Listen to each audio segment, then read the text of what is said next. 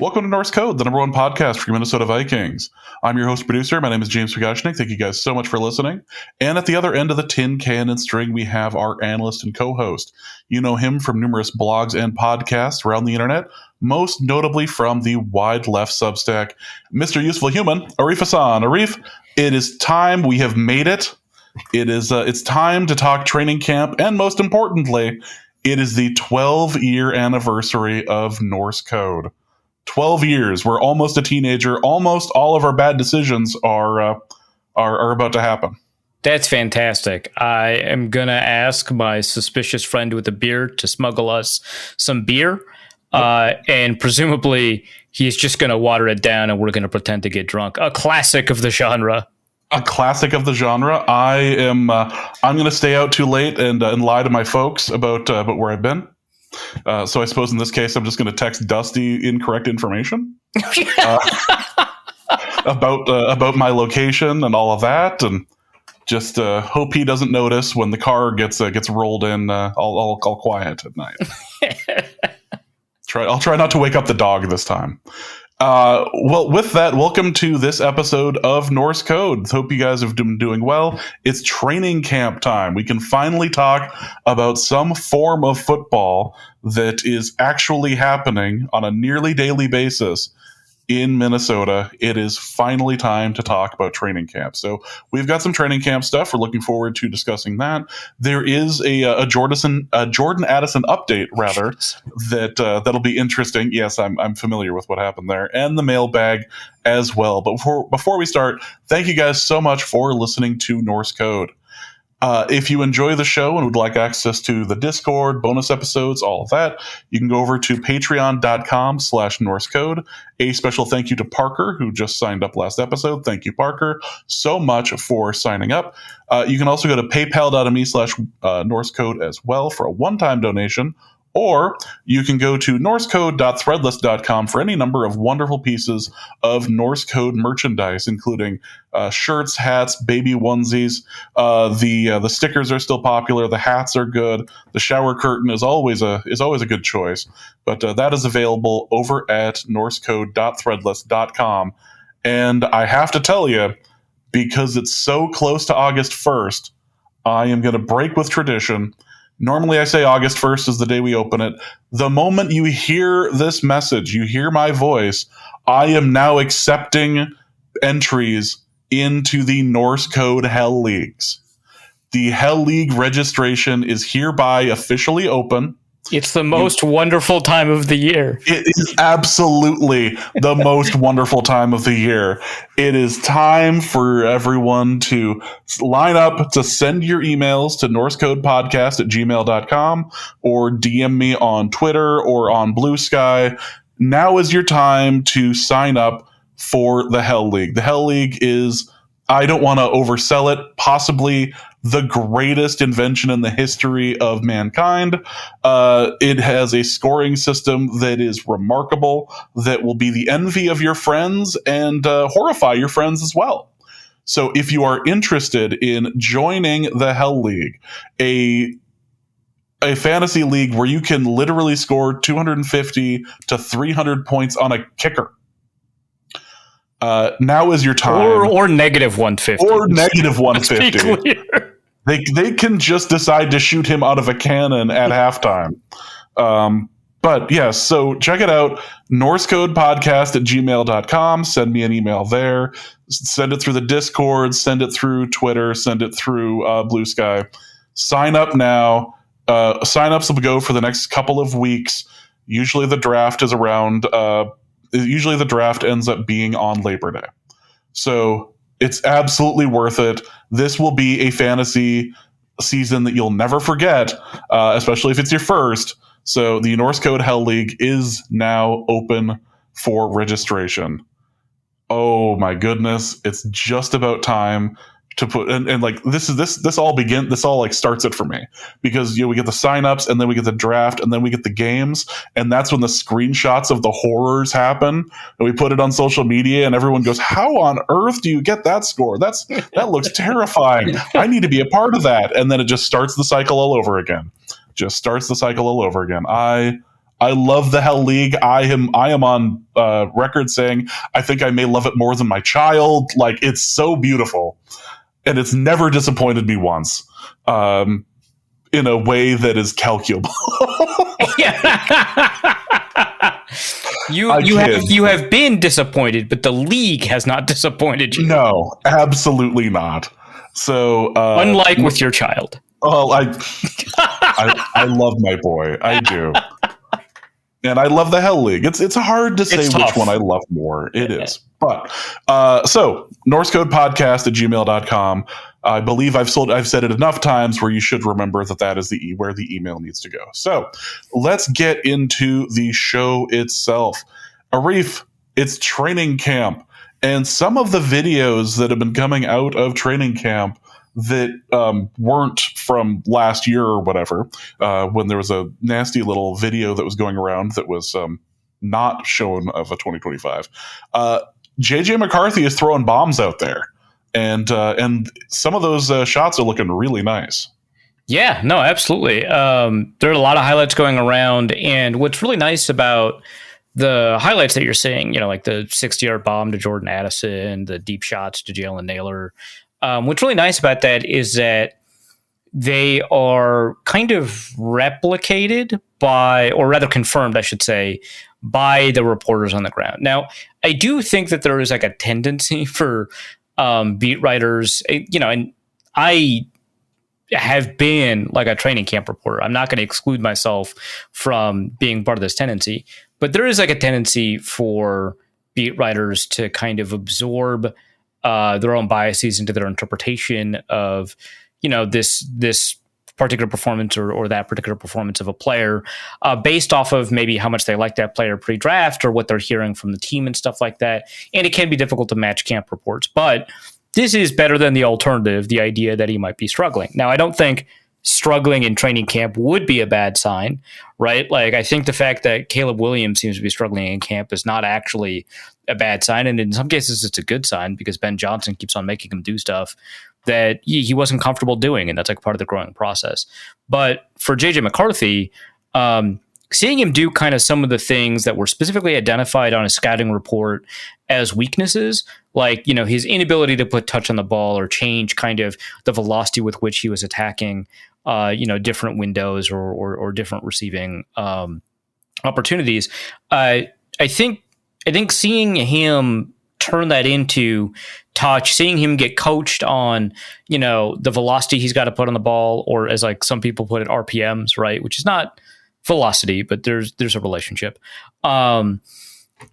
Seeing kind of that there is specifically coaching, and I think Alec Lewis pointed out that like on a lot of throws, even on completions, you'll see Kevin O'Connell giving hand signals to JJ McCarthy specific to kind of how much touch he should have put on the ball or something like that. But seeing him kind of change how he approaches a lot of these throws, I think is really big. And seeing that they're already successful is huge.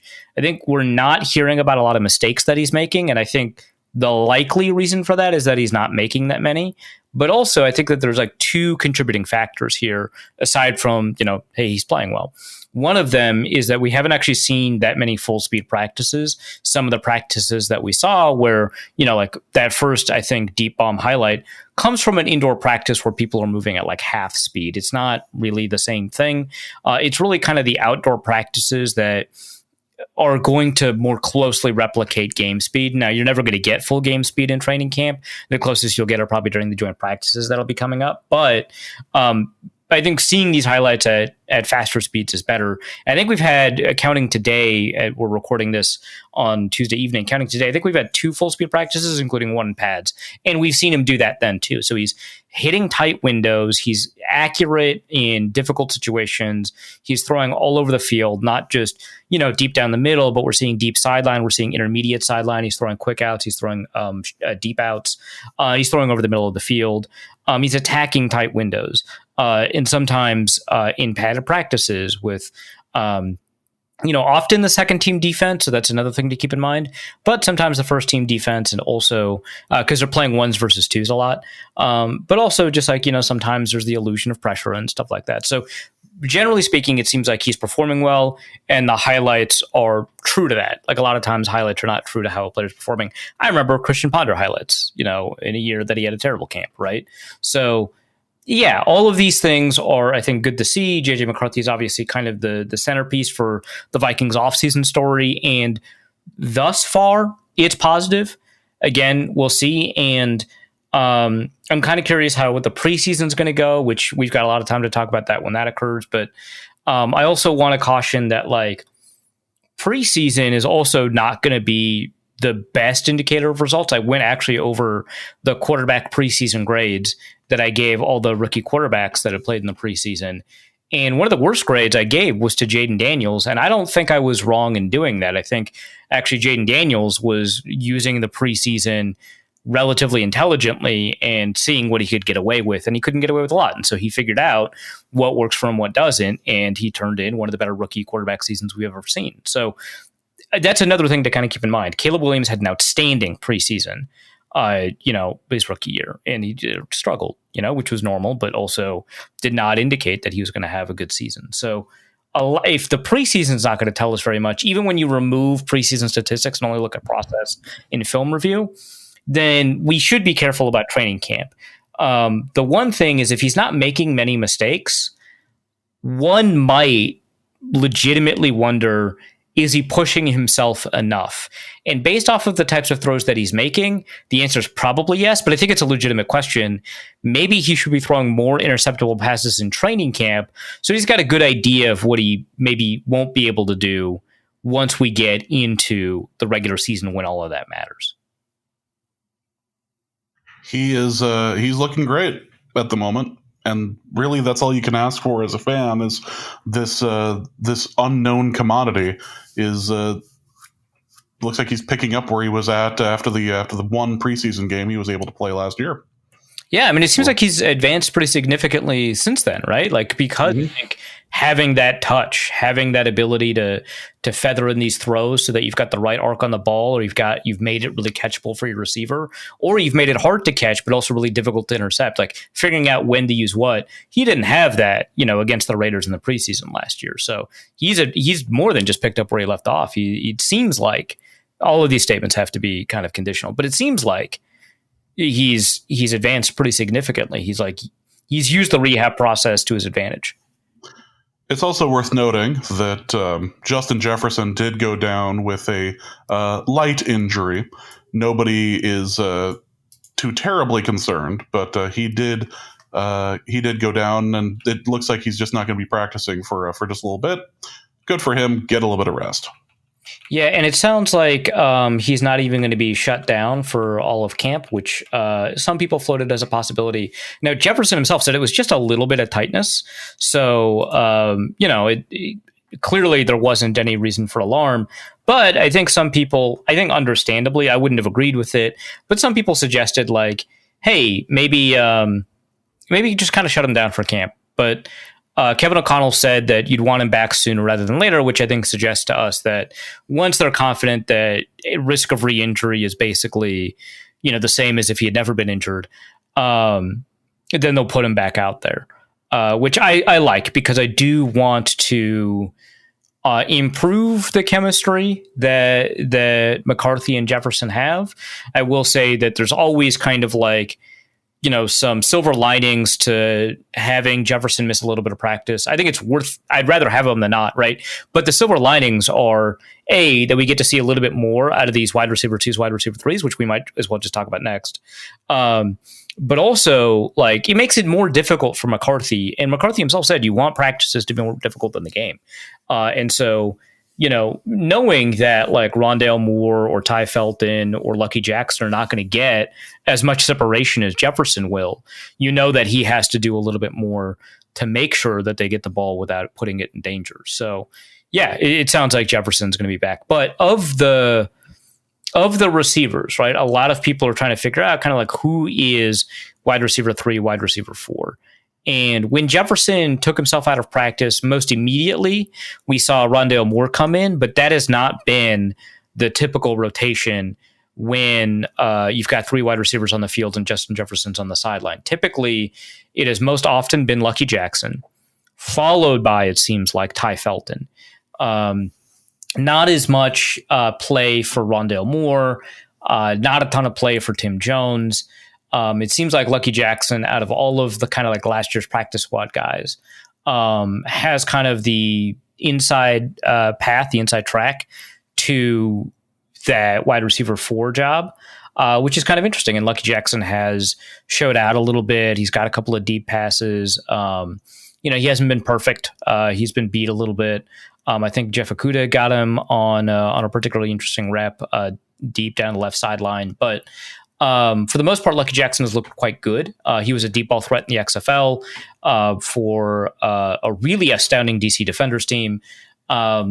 He's been around a lot. And I think that's one of the reasons he's been getting a ton of time is that, he spent a lot of time playing professional level football, CFL, XFL, and, 2 years in the practice squad of the Vikings. And then now, he's got like this training camp where somebody like a Deshaun Jones, who, apparently has looked pretty decent in the roles that he's been given, has had like one off season with the Vikings. And that's just an experience gap. So it may not be that Lucky Jackson is going to end up being wide receiver 4 or anything like that. It could just be the Vikings kind of trust him to help run the practice, because one of the things is if one of your guys messes up, that kind of hurts the evaluative capability for the rep and also the practice value for the rep. It's hard to get better if your opponent is always messing up. So that's something to kind of keep in mind, is that like they might just be leaning on him because he has the most experience with this offense, which you couldn't say for like Tim Jones or Rondale Moore or Silas Bolden or even Thayer Thomas, right? So that could be the reason why. But I do think this does put Lucky Jackson kind of on everyone's radar as somebody that, might end up with that wide receiver 4 job. But I don't think that this means like Rondale Moore is out or Silas Bolden is out or Thayer Thomas is out or Tim Jones is out, especially once we kind of get a better understanding of what the special teams units look like. So as far as the offensive line is concerned, this was obviously the big focus for the preseason. How is it looking right now? Yeah, so we haven't been able to see a ton of the offensive line intact, right? So we haven't seen Christian Darrisaw or Will Fries, suit up and play. It sounds like they're pretty close now that they weren't put on PUP. And so because of that, we're seeing Blake Brandell at right guard. We're seeing Justin School at left tackle. That elevates Logan Brown to, left tackle 2. Walter Rouse. I shouldn't even say left tackle 2. Walter Rouse and Logan Brown are swapping between left and right tackle because they're competing for a swing tackle job behind Justin School. So, yeah, Michael Juergens might have been, given a bit more of a role. So, yeah, I think that it's kind of tough to evaluate that offensive line. From my understanding of the way that reporters have been covering this, that first team offensive line is losing and often loses. Primarily loses the first team, but is not actually that great against the second team defensive line either. Which, mind you, like has Dallas Turner on it, right? Like it's a reasonably deep defensive line. But when you're at, left tackle 3 and, right guard 4 or whatever, it's tougher to, make sure that you're the offensive line that you hope to be. But my understanding is, Christian Darrisaw is going to come back soon, so you don't have to worry too much about it. And, the real question mark, not that Will Fries and Christian Darrisaw aren't question marks in some capacity, and even Ryan Kelly to some degree, but the real question mark obviously is the first round pick, Donovan Jackson. And based off of kind of what people are telling me, both in the reports that are publicly available and also just kind of checking around, really up and down, but not in a way that is discouraging, right? And mind you, this comes from somebody who was pretty critical of the Vikings' decision to draft Donovan Jackson where they did. So this isn't me kind of, it might be, I don't know, but like I think it's unlikely that the bias I'm showing is one that would only look at like Jackson through violet, colored glasses, right? But it sounds like it is primarily optimistic when they discuss up and down play. We had a clip from Harrison Phillips about how difficult it is to evaluate how Donovan Jackson is doing based off of the things that he has to be engaged with in practice and how that might make things difficult for him. So I think Harrison Phillips, for example, said, today we're going to be working on this particular technique, right? You got to shoot your hands this way, like a right hand inside all the time kind of technique or something along those lines, right? And if you're practicing a technique for an entire practice that you aren't familiar with, that you don't have the muscle memory for, you're going to look worse. But it's good to practice that, right? It's good to practice something that you're going to look worse at. And he's going up against like Jonathan Allen and Harrison Phillips. Like, it's not easy to learn a new technique while that's happening. I think that we do have to be careful about that. I remember, I don't even remember which quarterback group this was. It was after Ponder, but it was a bad quarterback group the Vikings had. And there was one day where they were just throwing picks, and it was awful. And every quarterback was throwing picks, and everyone was like panicking. And, Paul Allen goes on the radio and says, "Wait, don't panic. It was overthrow day." And I get why that works, like why that not only makes sense, but also something that you would have. But also at some level, it is a little bit copium, right? Like, it's just, no. And that quarterback group turned out to be really bad that year, right? And it turned out that they were prone to throwing like interception worthy passes. It just sucked. And so sometimes you come up with reasons after the fact, after someone looks bad, and this would suggest that Jackson looked bad in that practice, right? I think it was Alec Lewis noted that, one benefit that we're seeing to Donovan Jackson kind of playing against such a high level interior defensive line group is that when he does lose quickly, he recovers really well. And there are a couple of reps here where Jonathan Allen seemingly won off the snap and couldn't generate pressure in time. Because Donovan Jackson recovered really well. And recovery is an issue that I think when we talk about a lot of the failures that the Vikings have had in the interior offensive line, think like David Yankee and Drew Samia, Pat Elflein, I could go on and on and on. There's millions of them, right? One of the primary issues that a lot of these players had that they were not particularly great at was recovery. Now, mind you, if you get beat less often off the snap, recovery becomes less important. But every offensive lineman at some point needs to have capable recovery. Otherwise, they're just going to be a liability, even if their pre-snap or initial win is better than most players in the league. If your recovery is bad, it's just going to be a problem. So that's not the whole issue, right? A lot of these players that I'm mentioning also had significant strength issues, and some had significant balance issues along with it.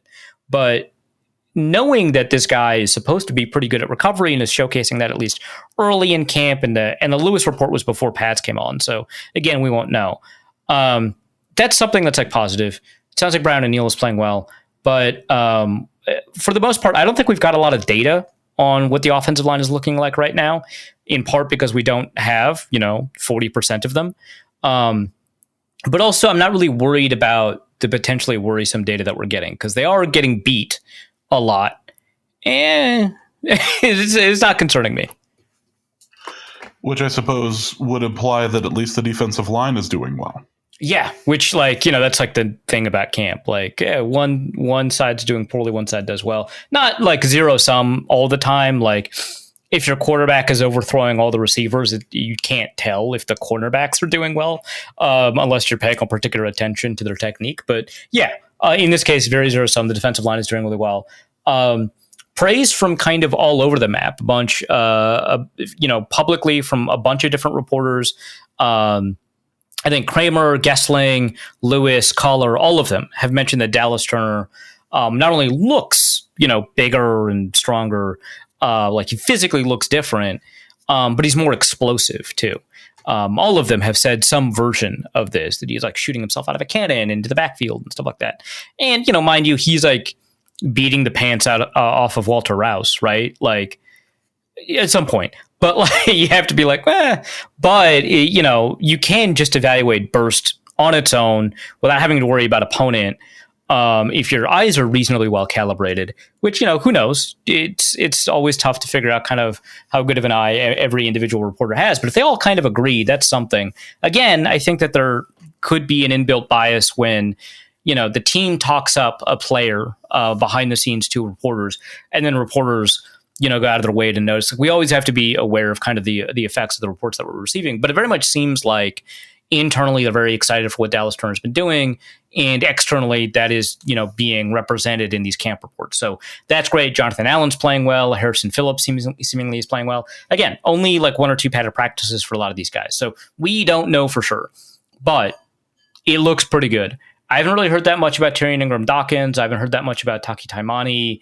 I've heard a little bit of positive stuff about Levi Drake Rodriguez, about Jalen Redmond for sure. So, those are names kind of to pin a little bit and put on your radar. But yeah, I think that there's a lot of frontline talent, and there's a lot of potential in that second unit, whether it's somebody who's been around for a hot second like Jalen Redmond or Levi Drake Rodriguez, or somebody who is yet to flash, but maybe could, like Tyrion Ingram-Dawkins. So the defensive line is looking really good. We'll see if that's like a product of having to go up against Justin School, right, every day. That's like one really great thing about these joint practices is like, there's a ton of reasons for the team that joint practices are good. And, people have like brought it. I've written about it 2-3 different times, the years that the Vikings have done it, which is a lot of years.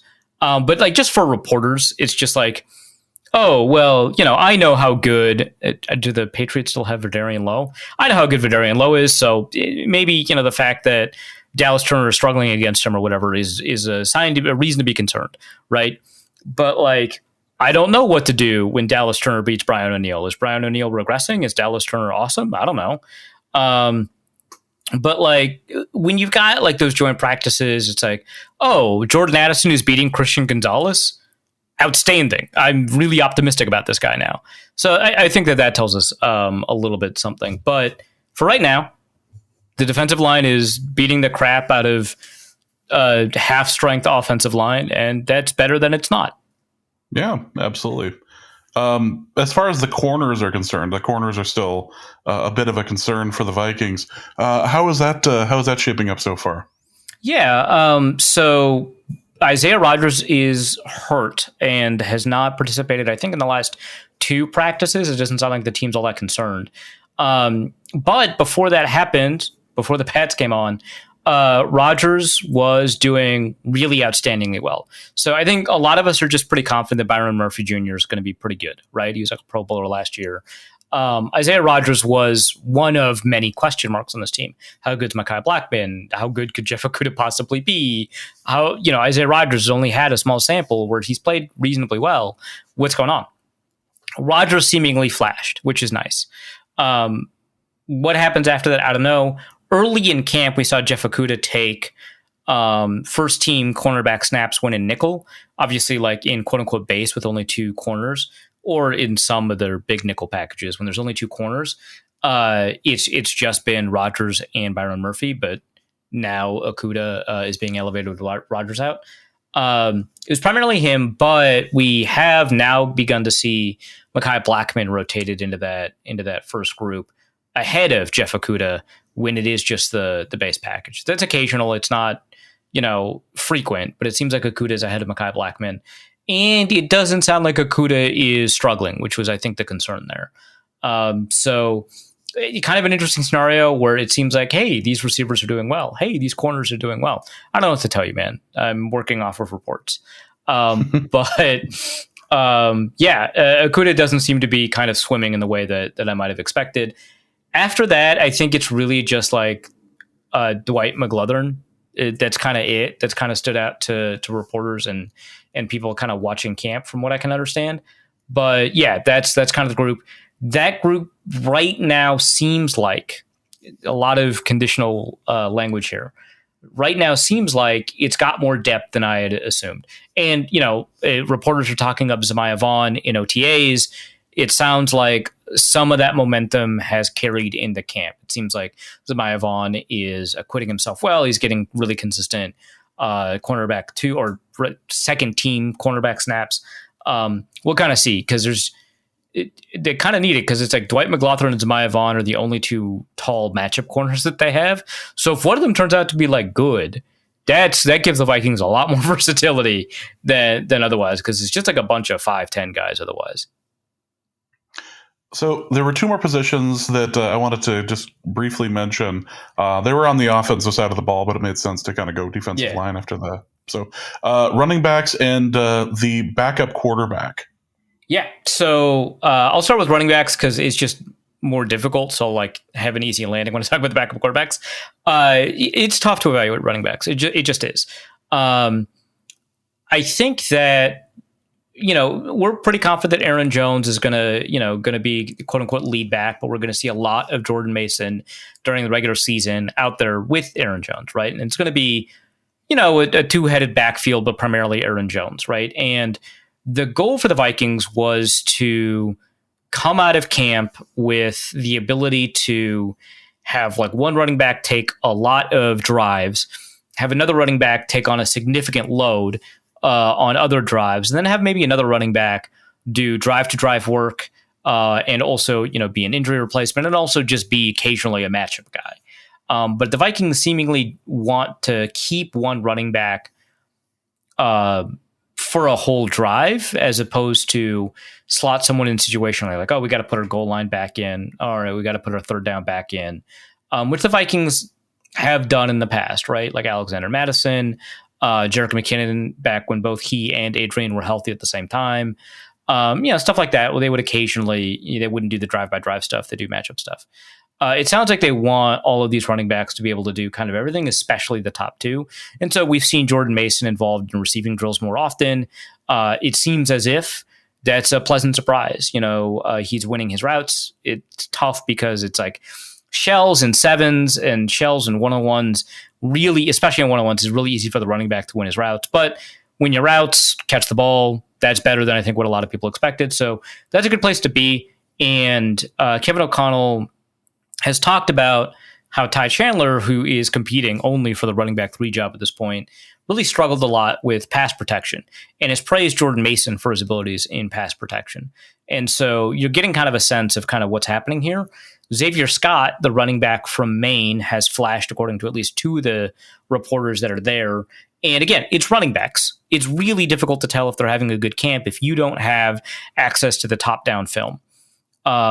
Because they don't tackle, right? And so you have a bunch of guys going off for like these 40-yard runs, which like, I think we had a question. We had a tweeted question come in. It's not in the show notes about like Cam Scadaboo.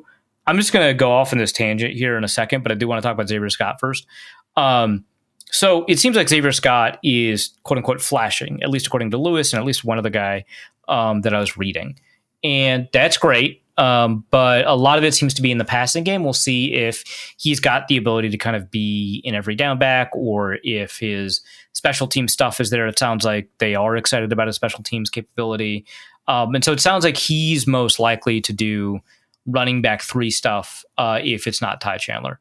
But I did want to talk a little bit about running back highlights, which is we see a lot of them. And I think most of our listeners kind of understand like they don't really mean a lot. But I'm just going to tee off anyway. There are fantasy accounts that I guess I'm talking about Twitter accounts, but you had fantasy take artists, right?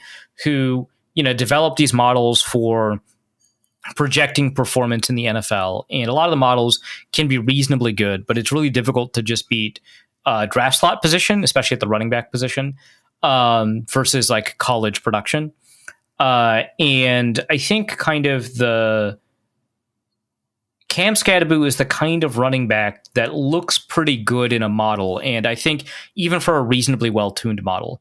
And the reason for that is because models that take into account like 40-yard dash time, which he ran a 4.66, it was pretty slow, are generally not that helpful, and running back athleticism is not that helpful. I know everyone who is familiar with running back analytics, going back when Bill Barnwell developed the speed score, it's like weight and 40 time. It's like 1 divided by the other to the third power. They get your speed score. You want above 100. That was like a reasonably good attempt at using athleticism data, but it hasn't borne out that well over time. And it's just tough. So you decrease the importance of athleticism and increase the importance of college production. And you can get pretty granular with college production. So you can take a look at like forced missed tackles, which David Montgomery is a really good example of this. Not the fastest 40 time in the world, reasonably fast. Not the fastest 40 time in the world. Outstanding yards after contact, outstanding forced missed tackles per carry. Really outstanding in a lot of respects in terms of running back production, even when you dig beyond basic box score stuff. And Cam Skattebo is all of those things. He has an enormously high missed tackle rate. He's got a reasonable breakaway percentage, and so on. But and so I can see why fantasy models might have liked him. But I saw a couple, not just one, a couple fantasy accounts spotlight a 40-yard plus run that he had in training camp for the Giants and talk about him as like a smart sleeper in fantasy drafts. And I could be wrong about this. Fantasy is not like my area of expertise, but I do think that that's like dumb. And I could get spit roasted for this. I could be wrong, but I think that when you look at how well a guy does in training camp, and you take a look at these long runs, you can understand running backs are just running through contact that counts as a tackle. And so a lot of running backs that quote unquote get stopped at the 2-3 yard line from the line of scrimmage end up pulling off these 40-yard runs. And then you hear a cheer in training camp, and it's like that guy was tackled like 6-7 times, but they're not allowed to take him to the ground. So they just kind of let up. And you get a bunch of big runs in training camp. And so I said on the football party, like, I don't think Cam Skattebo is going to get any 40-yard runs this year at all. And someone challenged me on that. And then also, I think it was the same person ended up sending a tweet to the show when you announced that we're open for questions. And I want to be clear. I just pulled all the data from 2014 to 2024 to look at rookie running backs drafted between the 3rd and 5th round, right? That's 96 running backs. And 80% of them did not have a single 40-plus yard run. Because if you're a mid-round running back, like the 4th round pick Cam Skattebo, it's really difficult to see the field. Only like 18 out of the, how many did I have again? Out of the 121 had one explosive or 40-plus yard run. 3 more had 2. 3 more had 3. And then Devon Achane had 5, which, like, I don't think that shocks anybody. They're rookie years. And Skattebo is not the backup running back. He's the backup running back. It's Tyrone Tracy, then Devin Singletary, then Cam Skattebo. And I could see Skattebo getting past Devin Singletary. But, I don't think that that's like a given. And I was looking at everybody who had at least 3. So that's all 4 running backs, right? And they all ran faster than a 4.6. Tyler Algier had 3. He ran a 4.6 flat. So maybe faster is the wrong word. But that's like the slowest you get. And Tyler Algier was uncommonly gifted in a scheme that does a lot to help the run game and not the passing game. Like, you take a look at a lot of these Arthur Smith running backs, and they generate a lot more explosives.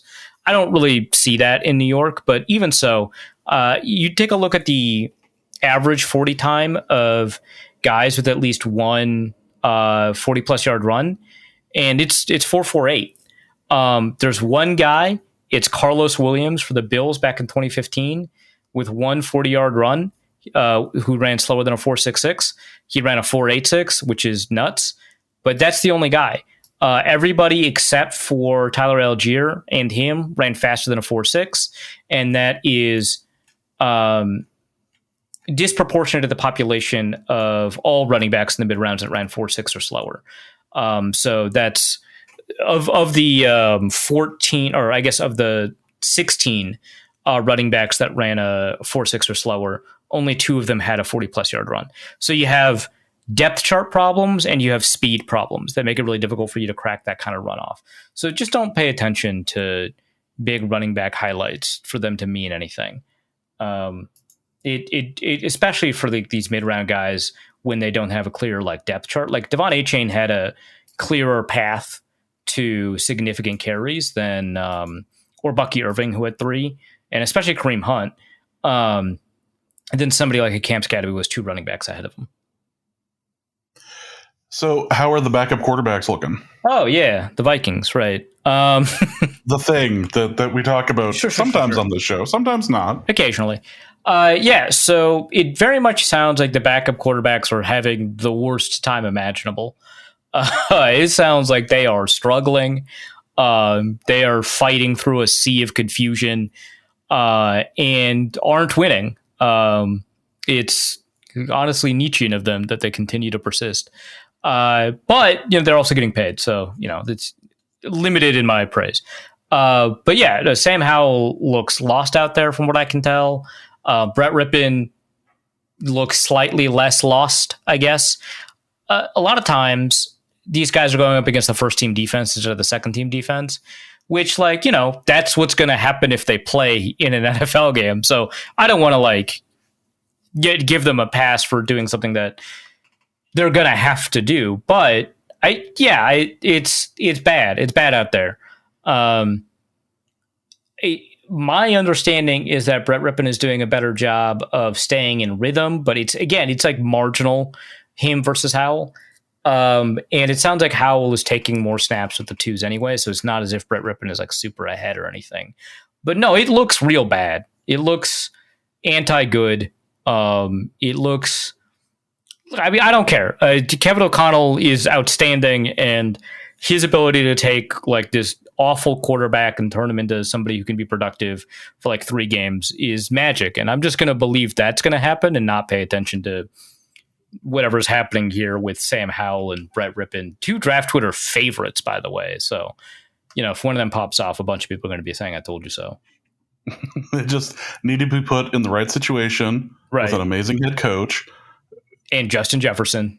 And Jordan Addison. And then it'll be fine. Yeah, a potential top 3 offensive line, a top 1 wide receiver. It's a normal situation. Exactly. Why would this be any different than any other team? Well, speaking of Jordan Addison, we can talk a little bit about some league news. And while we were away, Jordan Addison's case appears to have resolved itself. And wet reckless is what he had pled to, and other than the obvious "that's a name I danced under in college" joke, what exactly is a wet reckless, and what does that mean moving forward? Importantly, it's not a DUI. That's the important part. It's not a DUI. It is a reckless driving charge where alcohol is involved. Which, don't you just love the law? Right? That category exists separate from a DUI. But okay, sure. Or it could be reckless endangerment. It doesn't necessarily have to be reckless driving, which I think that this was, right? Because they found him sleeping on the highway. So I guess he wasn't driving under the influence. He just happened to find himself in a car under the influence in the driver's seat. Who's to say how he got there? But that's what happened. And to me, I don't think it's going to meaningfully impact the likelihood or length of the suspension coming down from the NFL, because this essentially agrees to the facts of the case, much like a no contest plea does. So that's my guess. I'm not a lawyer, or I guess more importantly for this, involved in the NFL's punishment process. But yeah, that's the nature of the thing, right? We're probably going to miss him for 3 games. And if he's healthy the 14 other games, that means he's, probably going to get 1,000 yards, but not a ton more. If it is a ton more, that's going to be outstanding. But if the Vikings make the playoffs, it's not going to be during the playoffs. That's nice. But yeah, that's the deal there. And that's what's going to make the wide receiver 3 and wide receiver 4 stuff. Which the wide receiver 3 seems to be pretty clearly Jalen Naylor, who's looked good in camp. I didn't talk about him much, but yeah, a lot of it's going to be kind of wide receiver 4 stuff that's going to make us pay attention to what's going to happen here, which I don't know. Maybe in those games, the Vikings roll with a lot of 2 tight end. They have 2 tight ends that they pay a lot. So yeah, they could just do that instead. Yeah, absolutely. And the Vikings did manage to finally get an extension for Josh Metellus. Yeah. $36 million 3-year extension. That 12 million a year matches kind of like top 5-ish for pure nickel corners. Not corners like Byron Murphy that play on every snap and then go into the slot in 3 cornerback sets, but guys who come in nickel sets. He's a very dynamic defender. I think he called himself the most versatile defender in the league, and then on a podcast, and then I don't know, that podcast clip went around and maybe people were roasting him. I didn't see that, but he tweeted out as if people were saying that. And he said something like, if you don't think I'm the most versatile defender in the league, then you clearly don't watch enough Vikings football.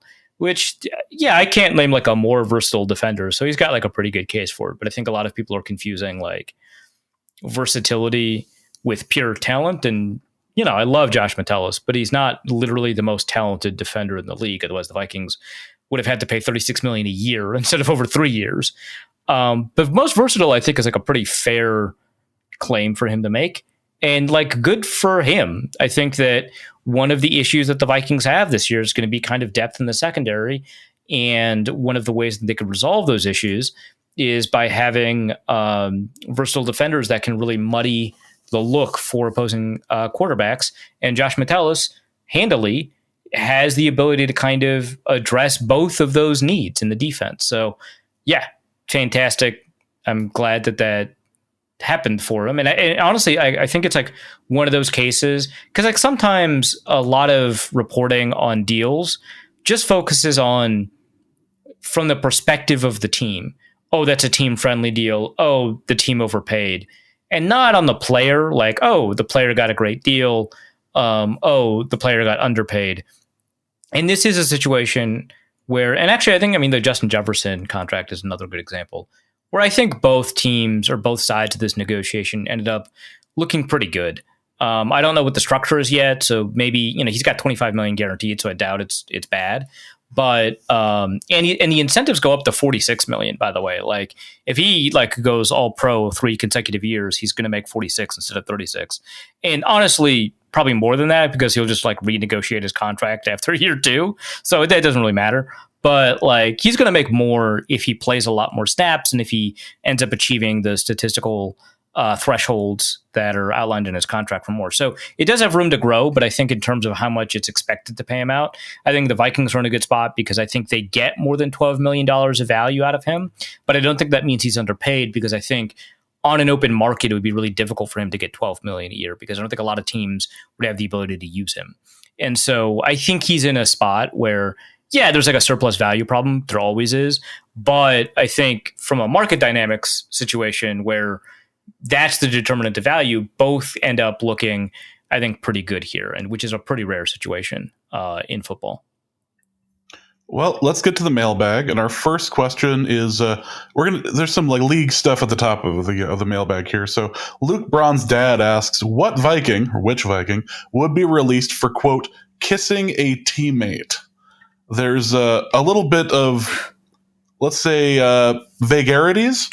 Things are a little vague from the Raiders as to what exactly happened here, but there's a player released and some questions.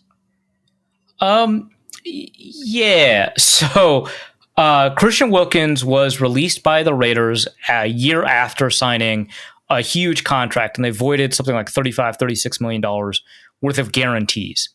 And, you know, you'd think the word guarantee would suggest that is unlikely to happen. He's just going to see the money. That's guaranteed, right? Every contract has clause. Like, if you go to jail, right, you don't actually receive the guaranteed money. Which is why I thought like the Raiders situation or the Bengals situation with Shamar Stewart was really weird. But there's a lot of situations where you're not going to earn that money. And one of those situations is if you don't maintain to a reasonable degree your level of health in terms of what you can control. And so they released him claiming that he did not approach the Jones fracture in his foot that he sustained as an injury last season with the proper care and recovery mindset that he needed to fulfill the terms of his contract. So my understanding is the closest thing we have to an official story, like the way that they would officially like to leak this. And these are all rumors and conjecture and what people are saying and not saying. But my understanding is, and I'm not reporting any of this, I'm hearing this like third, fourth hand stuff, is that the Raiders kind of, the closest thing to an official story that they have is that after he suffered a setback in his recovery, joint fractures are really difficult because, yeah, and please, if you're at all familiar with this on the medical side, correct me if I'm wrong. My understanding is that joint fractures in your foot are difficult because that's an area of your foot that gets a lot less blood flow, which makes it really difficult to heal. And he suffered a setback in the healing process after his first surgery. And so he was supposed to take a second surgery according to the team, and he chose not to, choosing to rehab it out. Which is like very often like long-term, surgery tends to be better. Short-term rehab tends to be, the fast way to get you on the field. And, if you're worried about your ability to provide value in a negotiating window, you often choose rehab and take the long-term consequences. So the team apparently wanted him to take a surgery. He didn't. And that's when they voided his guarantee because he didn't show up healthy to camp. He wasn't able to play. There are a couple of rumors as to why actually he didn't. I think the friendliest rumor for him is that he rehabbed too aggressively to get back and he just overdid it, which, like, how could you hate a guy for that, right? That's what a great story. I'm sorry that it turned out poorly for you. How understandable to love football so much that you want to come back and you just overdid it a little bit. There's other rumors that he actually re-entered it doing stupid extracurricular non-football stuff. Not salacious stuff, just like, you shouldn't be doing that if you're a professional athlete because your body's important and that carries a risk of injury type stuff. So that's another rumor, right? But then a bunch of stories have come out, and the way that they've come out have been really annoying. Like, I think Josina Anderson tweeted out, "Hey, there's more to the story than you might imagine."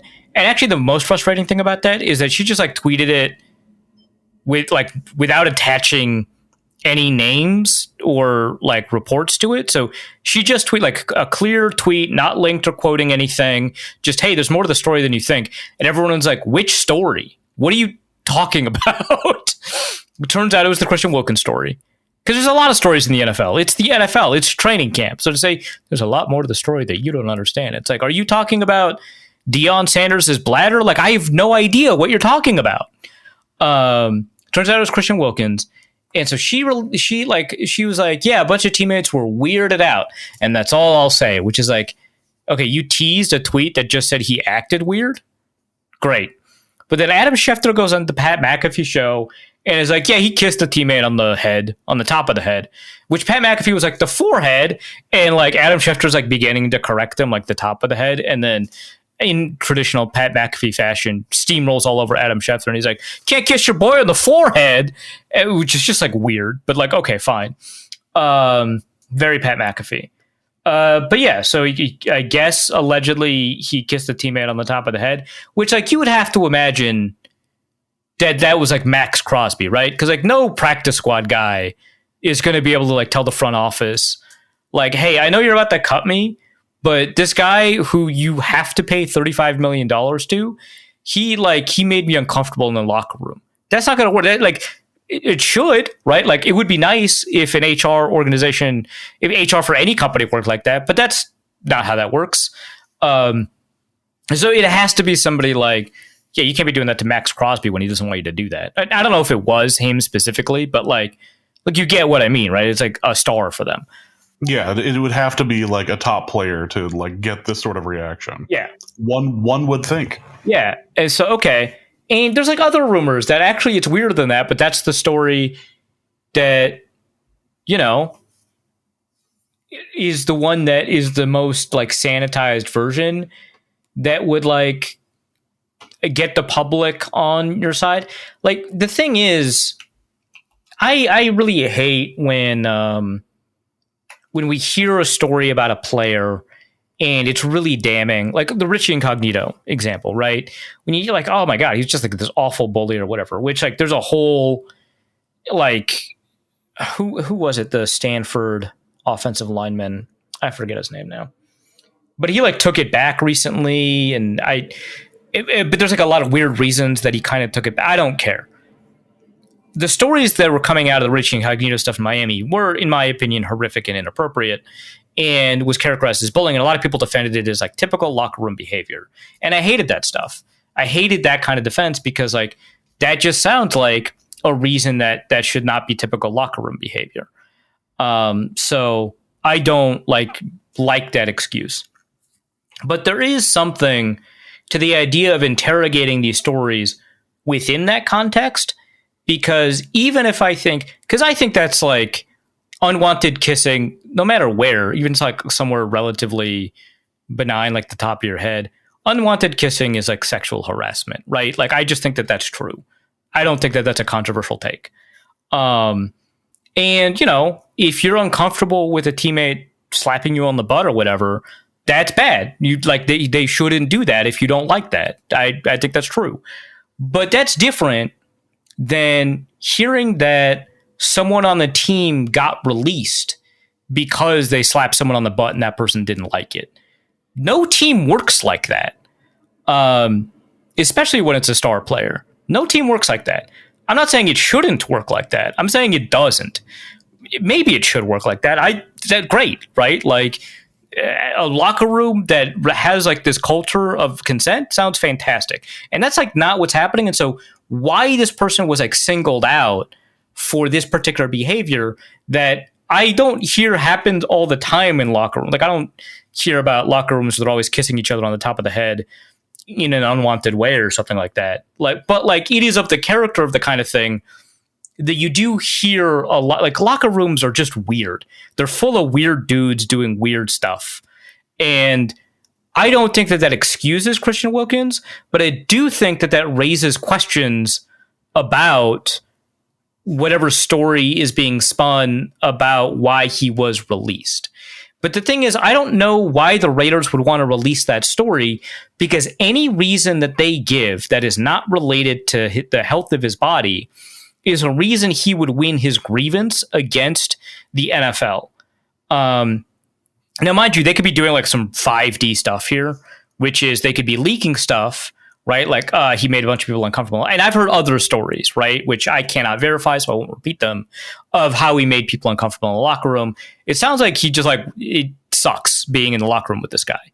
And I can't verify them because it's like third-hand stuff from people that I don't know if they're double-checking their sources. They're not reporting it, so they're clearly not, you know, doing reportage, right? They're not going through and verifying and stuff like that. But it very much seems like there's kind of this background effort to paint this guy as somebody that you just don't want in the locker room, which might help you win the PR battle. And then in the grievance, you can say, well, those aren't the reasons. Like, those might be true or not true. We don't care. Those aren't the reasons. You know, that's the coach's job to figure out the locker room. We don't care about that. In the grievance, we're only officially talking about the injury recovery. And so if no one can trace the leak back to the team, then, you know, they'll be fine. The problem, of course, is like none of that matters in the discovery process. So if it gets to the discovery process, which I bet it won't, I bet they'll settle for some reduced amount of that guaranteed money. But if it gets to the discovery process, a text message here or there, probably not an email, but a text message here or there might exonerate him. The thing is, it would be tough because an arbitrator would have the ability to kind of discern just criticism of the guy versus this is why we cut him. So it has to be pretty clear. But yeah, it's a weird situation. Anyway, what Minnesota Viking would be released for kissing a teammate? Nick Muse off the team, right? So we can't count him. Yep. So this puts us in a bind because I'm looking at the Vikings roster and I can't think of somebody kind of like of that character off the top of my head based off of what I know of these players' personalities, right? Like I don't see Brian O'Neill or Christian Darrisaw doing it. I don't see Harrison Phillips doing it. All of the like super unorthodox personalities, I don't think are kind of unorthodox in that direction, right? Like Harrison Smith's an unorthodox personality, and you could never imagine him doing that, right? So purely off of the vibes of the name, I'm going to go with Chaz Chambliss, which you're not going to get away with that. Chaz, what are you doing? You need to step up, Chaz. You need to be a locker room leader. You need to be a glue guy. You need to be a glue guy. Absolutely not this. Next question is from my 4-year-old plans to replace me from the Discord. Question for Arif's wide left corner. How's the kicking situation look for the Vikings? Based upon training camp, which I assume you are at daily, will the Vikings be replacing the kicker mid-season? And also, question for the wedding planning corner: which menu items will you be catering from Taco John's? Okay, well, we'll talk about that in a second. Yeah, well, that's a James question, right? Which I guess we'll pair that with an announcement.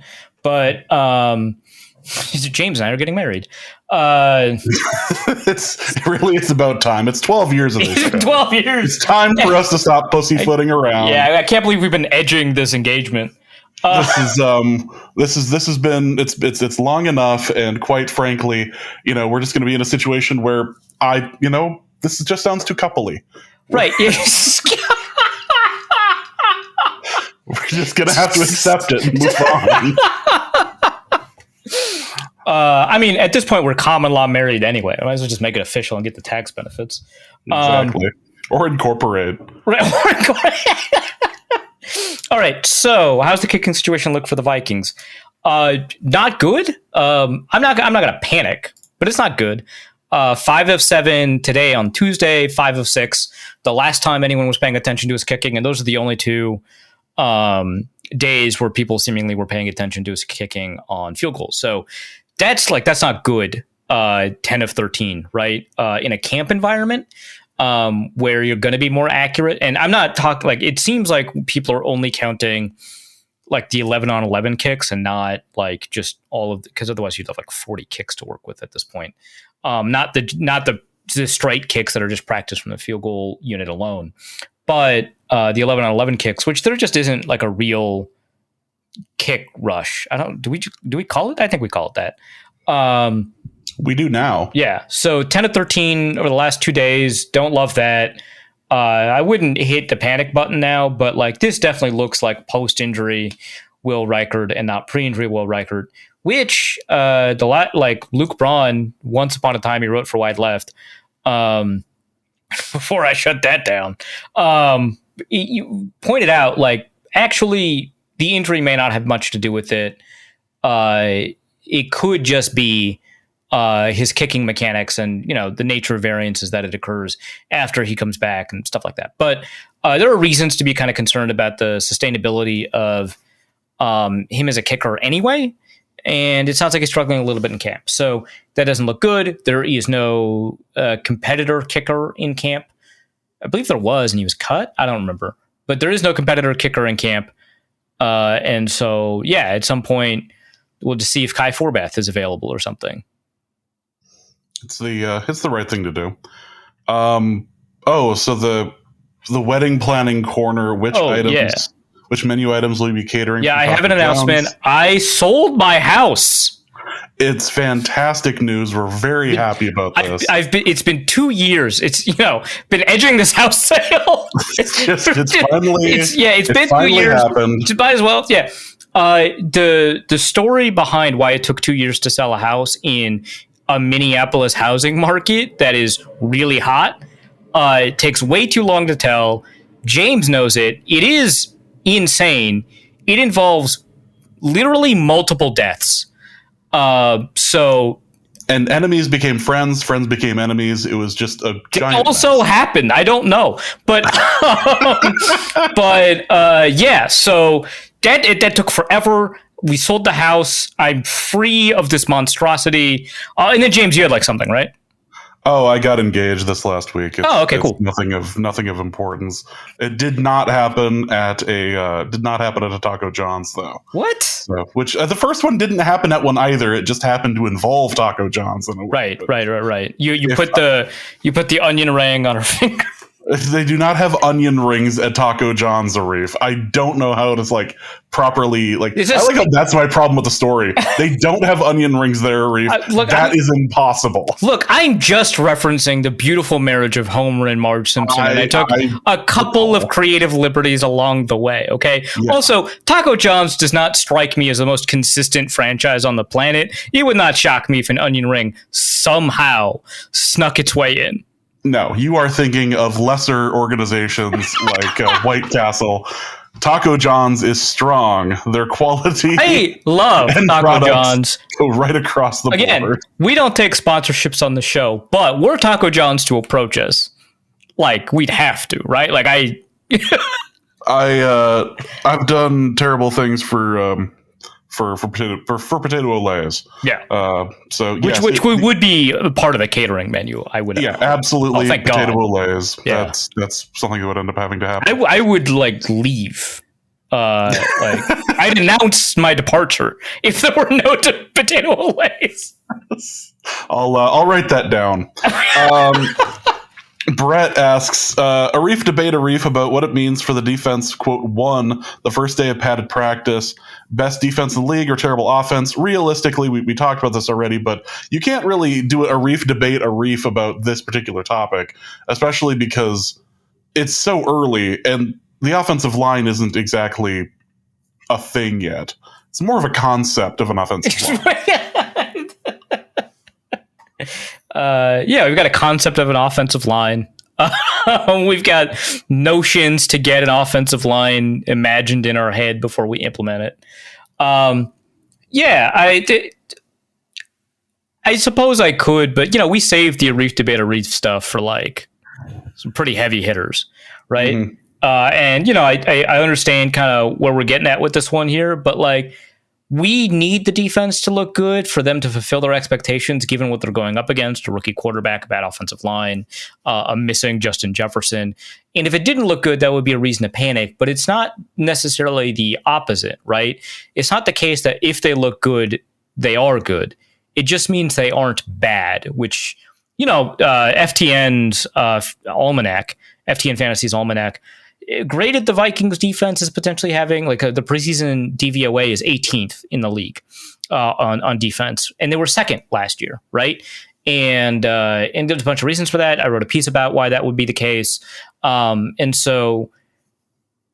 also why I don't agree with it. Right. But check out that piece over at Wide Left. But in the meantime, understand that there are pretty decent reasons to think that the defense will drop off. Those reasons wouldn't necessarily show up in camp. They're reasons related to injury regression. So they were the fourth healthiest defense in the league last year, based on adjusted games lost.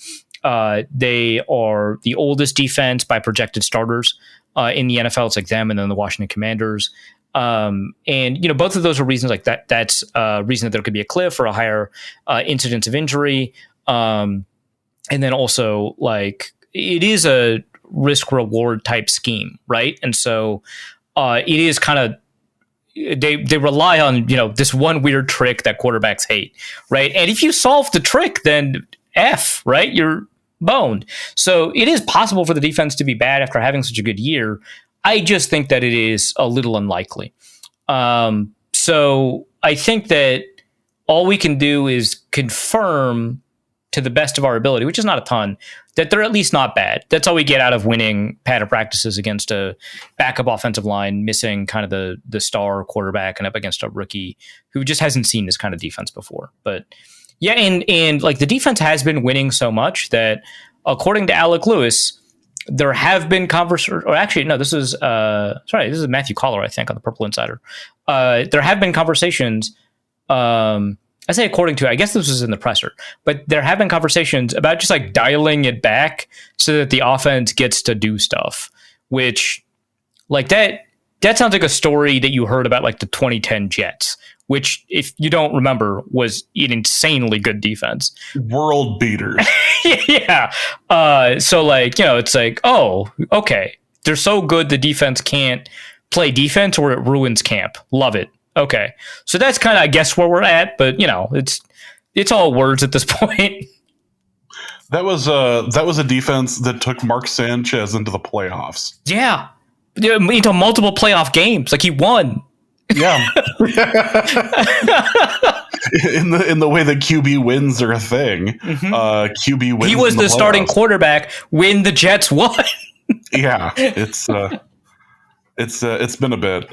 Will Melvin asks, who are some camp surprises so far, and what are the chances the Vikings bring in Gilmore or another cornerback for depth at this point? I'll answer the second one first. I think that if they hadn't done it by now, they won't.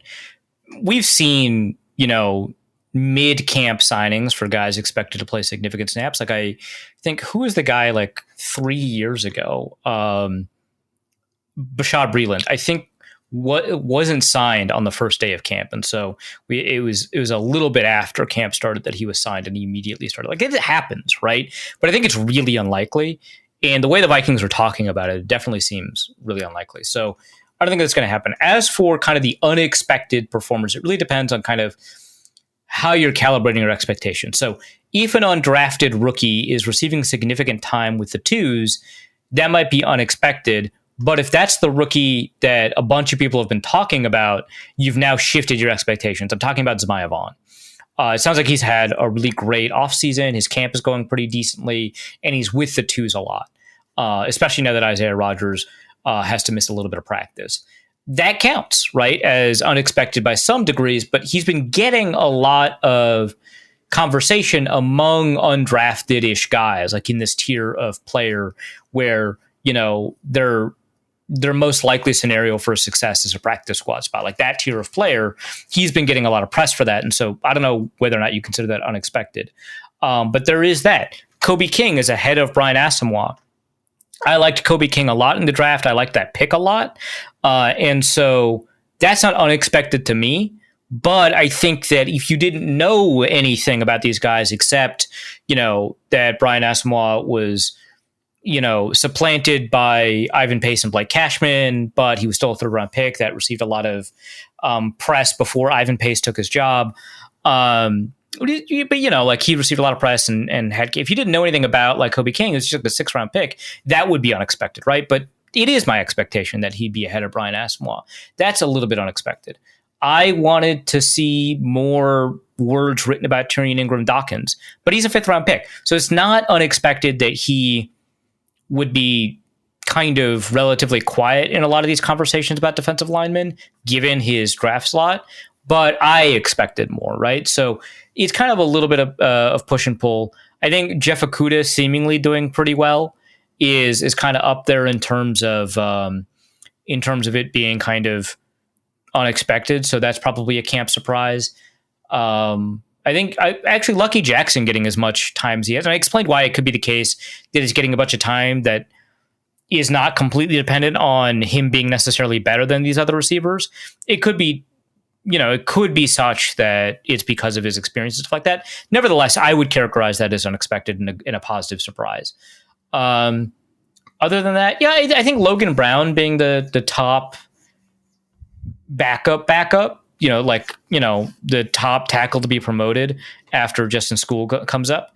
A little bit unexpected. That's like nice to see. There's a lot of talent there. I think he ranked the highest out of any of the undrafted free agents on the consensus board. So, you know, good to see that that's like being validated and that, you know, he might have the talent that the Vikings want out of him. So those are probably it. And I think negatively, I think Sam Howell has not lived up to expectations so far. We'll see. Donovan Jackson, I guess, hasn't been winning consistently. So, but I wouldn't call that unexpected. He's a rookie, even if he's a 1st-round pick. But yeah, those are probably the areas where like, oh, that's kind of curious or interesting, kind of stand out to me. Drunken Vike asks, how can I stop my brain from wildly flipping between "it's so over" and "we're so back" based on each individual 7-second training camp clip taken from the grassy knoll? Grassy knoll. I think Drunken Vike, I feel like your name kind of gives you one clue as to how maybe you can reduce like your manic episodes on this one. But even if you do embrace sobriety, I feel like the nature of the fan experience is like, that's just what you're going to do. It's like this wound is primarily healed through time. At some point, the Vikings are going to play and you're going to know who they are.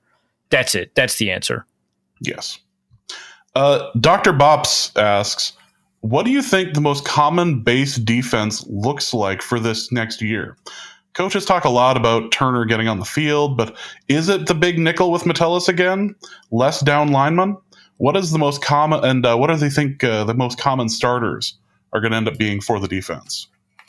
Okay, so what was really cool is that the FTN Almanac, I'm going to promote that again. So I'm talking about like this this almanac a lot, and I have a piece about FTN Fantasy and their approach to the Vikings. I do want to make it clear, like I do have a partnership with them. Like that's why I did a piece about the almanac, and I might as well just promote it here. I love FTN Fantasy. They're the new home for DVOA after Football Outsiders did all of its things that are probably worthy of some kind of TDN style story. Maybe I'll do it. I don't know. But after that collapsed, Aaron Schatz goes over to FTN Fantasy. He moves DVOA there. And all of the stuff that you got from Football Outsiders really is just over at FTN Fantasy now. And their products are really great. The level of detail and filtering that you can do on their data is extraordinary. And I used a bunch of their stats. Time to throw on first and second down, pressure, what the pressure on first and second down with time to throw, like time to pressure, right? What coverage shells they were in a clean pocket, what coverage shells they were in during a blitz, what coverage shells they were in when they were able to get pressure. A bunch of really great stuff that you get to see, frequency and performance, both from EPOA and DVOA, really excellent deep dive stuff. And the code WIDELEFT10 gets you 10% off any subscription there. So I recommend that. It helps me out too. So go and do that. Anyway, we do have like personnel packages from FTN, which is kind of cool. It's primarily offensive, but you do get, strategic tendencies. But you do get like, hey, they were in 4 DB 24% of the time. They were in 5 DB 55% of the time. And they were in 6 plus DB 19% of the time. Where does that rank in the league? Well, they were third most in 6 plus DB, but they were only 28th in 5 DB and 11th in 4 DB. So they were actually in some version of nickel, whether it's big nickel or traditional nickel, almost the least amount of any team in the NFL. And that's because they spent a lot more time than other teams in 6 and 4 defensive back sets. But that doesn't mean that their base still wasn't 5 defensive backs. It was. Now, how often was that, a safety instead of a cornerback? Well, we do have snap counts there. So we don't have like on-off splits for like every combination of cornerbacks and safeties. That'd be kind of nice. But we do have like splits here where we see, or not splits, but we do see like the number of snaps that we got. So we got, Murphy, Bynum, and Smith, basically 1,000 plus snaps. Metellus was 900 plus snaps. So their primary 5 defensive back look was Josh Metellus with Stephon Gilmore as the second cornerback. And you only had Shaquille Griffin in for 572 snaps. So I think that we're probably going to see a big nickel more often than we're going to see a traditional nickel, but I don't know that any one of them is going to be played at over a 33% clip. And so I don't know if we can say any of these are really the base, but the closest I think will be kind of the Metellus, Theo Jackson, Harrison Smith situation. Next question is going to be from Zach Dixon, who asks, I know Jefferson probably doesn't need the practice, but how much do you think Jefferson's injury will affect McCarthy's development in practice? Is it roughly the same since the routes and timings are more or less the same? I don't think so, because I think the way that you approach routes and timing with a lot of quarterbacks nowadays can be individualized to receivers. So one of the things that you sometimes hear if you've got a really good reporter asking a really good question to a quarterback that's really willing to answer them, which is pretty rare, especially that last element where a quarterback is willing to answer the question in enough detail. But sometimes you'll hear when you've got like a really fast receiver on the team, like a Tyreek Hill, right? Is that the quarterback has to adjust where the route depths are going to be on their dropbacks, because they're still taking 3-step, 5-step dropbacks, and that's taking the same amount of time no matter what. But one receiver might break off the route at 19 yards, and the other receiver is breaking off the route at 21 yards because he's just that much faster. And they just ate up 2 more yards in the 5-step drop. That creates some problems because you are attacking defenses particular to the landmarks that they might be using, to the leverage that they have, to where the sticks are and stuff like that. And so sometimes it's like not crazy ideal, but see a lot of quarterbacks, especially in first and second down, change the way that they think about where their eyes are going to be based off of the receiver that they're looking at. And this is most common with really speedy receivers. And it's also one reason why really talented but slow receivers don't get that much playing time. It's not because they can't get open. It's because it's really difficult for the quarterback to adapt to where they're going to be, or the fact that they can't get to where they need to be. So that's an element that plays a part here too. Now, Jefferson is not the fastest and certainly not the slowest receiver on the planet. And so I don't think that's going to change the timing too much, but like it can get to like really precise levels when it comes to wide receivers. Some receivers like the ball to be thrown at their eyes, to be thrown at the numbers, to be thrown above them, below them, ahead of them, behind them, as a matter of course. Now, there's always going to be a case where it's better to throw ahead of a receiver or behind a receiver based off of the leverage of the defense, and maybe you don't want to get him hit, maybe you want to lead him into yak. And so there's always going to be that element to it, but some receivers do have a preference, and if you've got the option, you're going to throw to that preference. And Jefferson has an ability to haul in passes above his head way better than like most of the league. And I don't think that's a shock to anyone, right, to say that. And I think he kind of likes that because it gives him exclusive real estate that cornerbacks can't get to. And you can't really like do that with Tim Jones. And that's not like a knock on Tim Jones. You probably can't do that with Jordan Addison, right? Like you can't do that for a lot of even good, like really good, confirmed good receivers. That's not their game, right? Like Tyreek Hill would rather, it seems like, I don't know his preferences, but it seems like he would rather have a contested catch closer to eye level than a free shot over his head. And, usually if it's over his head, he's running it down. But if we're talking about like a sideline throw, right? And it seems like Jefferson might prefer the one over his head, right? And so that will change a couple of things. But for the most part, I think when you're at the stage in your career that JJ McCarthy is, I actually think just kind of throwing to the windows that you need to move the ball away from the defense and maximize your receiver's offense is kind of a better approach, or is more important approach to take than specifically isolating kind of what that receiver wants. It's really difficult to see. And so in some ways, like I mentioned earlier when we talked about the Jefferson injury, it could benefit him because he doesn't have a high margin for error when Jefferson's not there. And so you might have to practice, in a more difficult environment. So those are probably the things that you want to pay attention to there. Next question is from Room Don Sharif, who asks, what is the best Jared Allen moment? I suppose we didn't really talk about it when he was finally selected for the Hall of Fame, but our favorite Jared Allen moment. There's a lot. There's so many. That dude was so much fun to watch. And he didn't even feel bad when he ended up like going out to Chicago or to the Panthers. You're just like, dude, get your ring. Like, chase it. Try to do something. Jared Allen was awesome. And the first one I thought of was the famous fight with Penn. Yeah, with Donald Penn. Former Viking Donald Penn, by the way. Yeah. With Donald Penn for that sack on a terrible Thursday night game that meant nothing. Yeah, because it was like they got into a fist fight, and I think Donald Penn ended up with a bloody nose, or one of them ended up like clearly injured. Jared Allen had the blood on him. Yeah. Okay, perfect. And then like the very next play was Jared Allen beating him for a sack. It ruled. That was awesome. Well, the whole place came alive based on that one. One sequence of events. Yeah.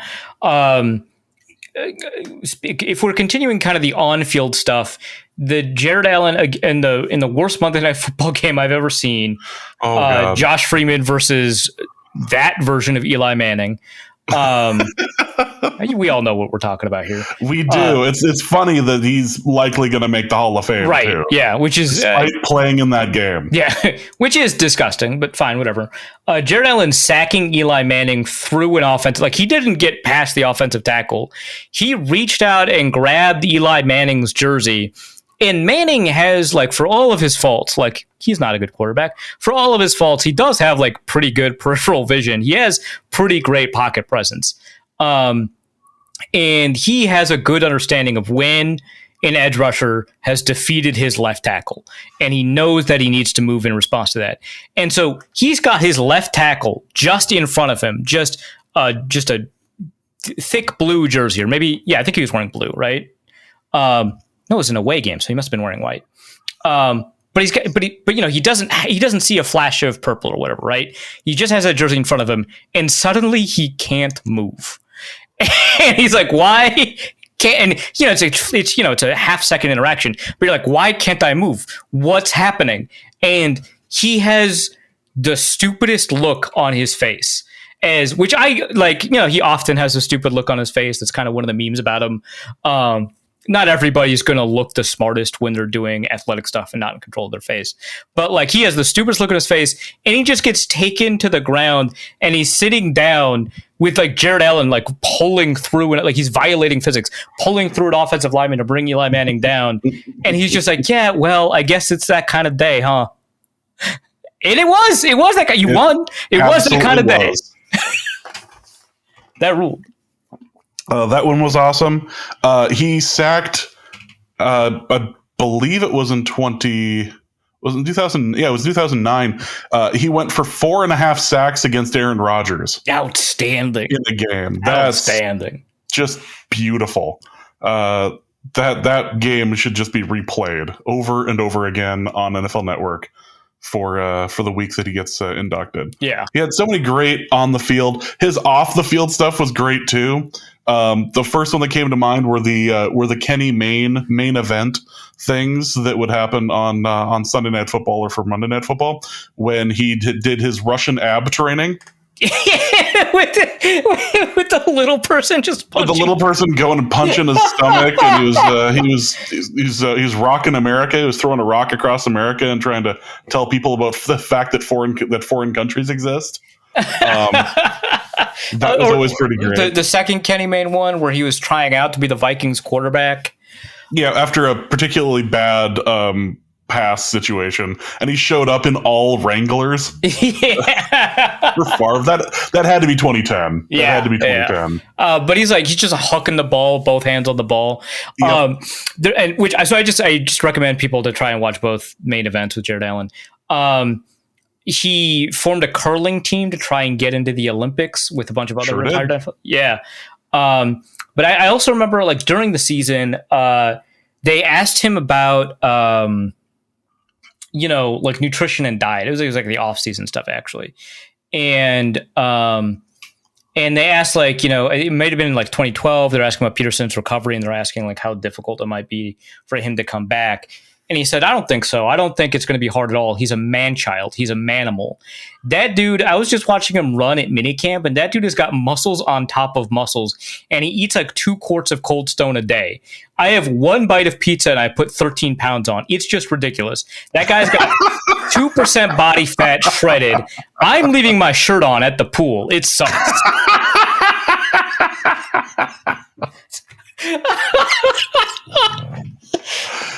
The king. Yes. Just such a good quote. The king. Oh, it's so good that he's going into the Hall of Fame. So yeah. That dude rules. So yeah, we'll have a bunch of stuff in the show notes worth checking out of Jared Allen's stuff. And Alec Lewis just did a piece on him too, and there's some like pretty good stuff and kind of touching stuff about like, how troubled he was in Kansas City before he got traded to the Vikings and how he remade his life and stuff like that. So that's going to be linked in the show notes too. Bunch of great stuff. Yeah. Let's go to Wet and Reckless, who asks, what percentage of credit should Arif's reporting get for lopping off 2 heads from the faux union leadership?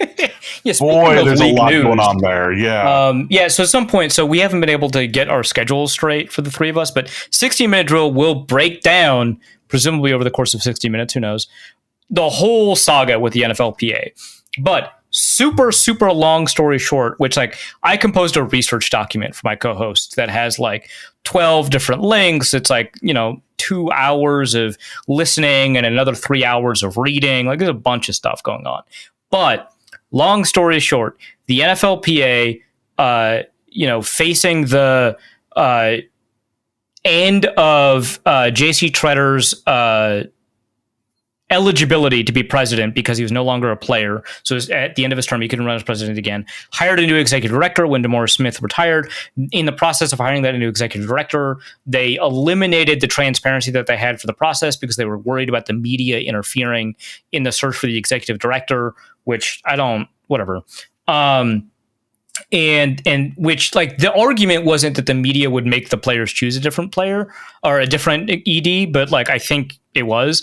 But their argument was that, like, it reduces the quality of our candidates because our candidates don't want to go through that process with a bunch of public scrutiny, which I also don't think is the case because you don't want those guys. It's a public job. But anyway, changed the transparency of the process. There was a seeming quid pro quo where they ended up hiring Lloyd Howell Jr., who was from this, frankly, in my opinion, evil firm, Booz Allen Hamilton. Booz Hamilton Allen? I don't know. Booz Allen. So Booz Allen Hamilton, which is essentially private CIA. They did a bunch of fraud with the federal government, over $1 billion worth of fraud with the federal government, and he was the chief financial officer, and he was made aware of this fraud and he did nothing about it. And then the NFLPA hired him, and then they made J.C. Tretter the chief of strategy. It turns out maybe it wasn't a quid pro quo because the executive committee did not recommend Lloyd Howell, but recommended David White, the SAG-AFTRA union head, which that seems so obvious, but like the players wanted a business guy. I don't know. And JC actually didn't vote for Lloyd Howell. So a whole weird thing. Anyway, it slowly collapses as Lloyd Howell does one of the worst jobs I've ever seen a union head do. He hides the collusion hearing where the NFL was found to have attempted collusion, unsuccessful.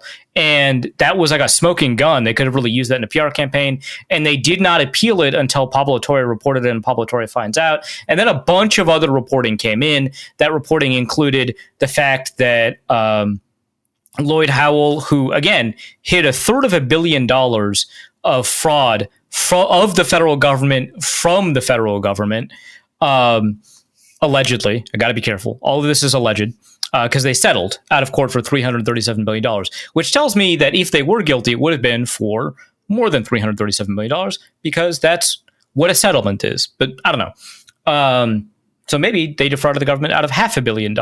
Who's to say? Anyway, so he commits allegedly a bunch of fraud, and then he again allegedly commits a ton of fraud with the NFLPA and charged the NFLPA for travel to a strip club that could be measured in acres. Like, it's like a 76,000 foot square, the largest Magic City strikes again. Magic City in Atlanta, Georgia strikes again. Well, it's also Tootsie's. So Magic City was one of them, but Tootsie's was the other one. Multiple strip clubs here are involved. So Magic City in Atlanta, and then Tootsie's in like Fort Lauderdale or something in the Florida area. And the way they found out is because they hired a personal driver for him, which, by the way, this guy is so loaded that he has an individualized garage with an elevator at his condo. So he makes $3.5 million per year with the NFLPA as their head, and then at least $600,000, and 1/3 of this is not disclosed. So it's probably $1 million. Just from his consulting with private equity firms, which one of them is authorized to purchase up to a 10% stake in NFL teams. So that's a conflict of interest. Okay. But they hired a driver, and then he told the driver to wait for 7 hours. Actually, he told him to wait, and then 7 hours later came out and said, okay, we're good. And so the driver charged the NFLPA, rightfully so, for the 7 hours that he was forced to wait. And that was a pretty large charge for travel. And so they looked into it, and it was to a strip club, and that's how he got found out. And then they found out other traveled to strip clubs, and that's all part of the investigation process. So this is all still alleged. So he allegedly again commits financial fraud, but also he has a conflict of interest where he stands to benefit if the union does worse in negotiations because he will now have potentially an ownership stake. And there's other stuff like he could be potentially committing criminal levels of fraud. The internal NFLPA lawyers warned that this was a legal risk, that he could be perceived to be committing levels of criminal levels of fraud with one team, the licensing group that works with the NFLPA, that does they do for like Topps and Panini and all that, that they license for the MLBPA, the NFLPA, and like basically all of the major sports, from my understanding, these player associations. And he's on the board of that, and they're under investigation for improper compensation to board leaders. And so that could be like fraud. And also they lost a case against Panini where they colluded against Panini in favor of Topps or something like that. I don't know. There's a lot of fraud that he is allegedly in contact with. So then he resigns, and then JC Tretter resigns. Because of all of this excellent reporting, not just from Pablo Torre, but from Kalen Kaler and Don Van Natta. They did outstanding jobs. Mike Florio was there too. Good for him. Look, he got coffee for everyone. Kind of, yeah. I don't want to he was. Look, the fourth closest reporter to all of this is much better than almost every reporter. So I don't want to we knock Florio all the time on this show and other shows and online and stuff and that's fair. And I don't want to overstate his involvement here, but I also I don't want to understate it. He showed up. And he did some individual reporting too. He did unique individual reporting. He was talking about the state of the NFLPA and what what the members were thinking, what executive committee members were thinking, and they were talking directly to him. We got reporting from him, but a lot of the heavy lifting was Pablo Torre. A lot of the heavy lifting was Don Van Natta and Kalen Kaler over at ESPN. They did some outstanding work. So I wrote a lot about it, and to my understanding, I was one of the only outlets, or Wide Left, I should say, because it's a collective effort now. Wide Left was one of the only outlets to really do anything in depth with regards to the initial report that Pablo Torre put out. So before ESPN put out a story, Wide Left put out a story.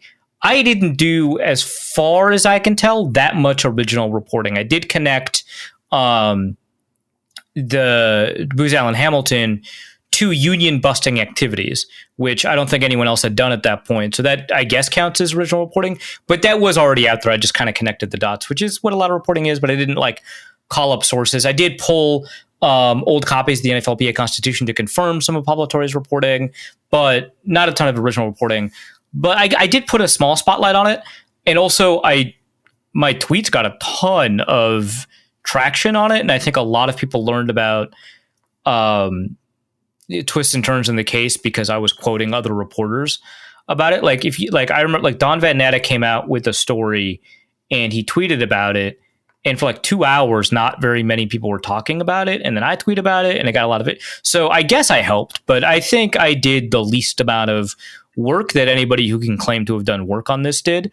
So maybe 1%, which is a huge, right? The guy's worth $5 million or whatever, right? A year. So he's probably worth hundreds of millions of dollars because he worked at the fraud CIA, right?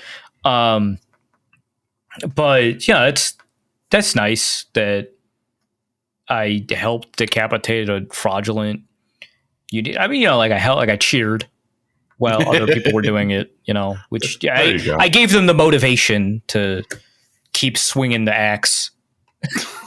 That's, sometimes you, as I've learned, when coaches say that, the fans are the biggest part of the home field advantage and you cheering in the stands helps us win.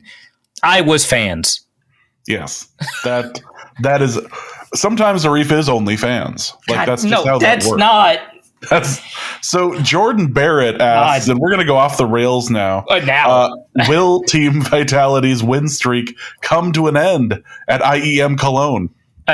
So Vitality is an esports team primarily known for Counter-Strike IEM Cologne, Counter-Strike tournament. They've been doing outstandingly well, just like crazy good performances.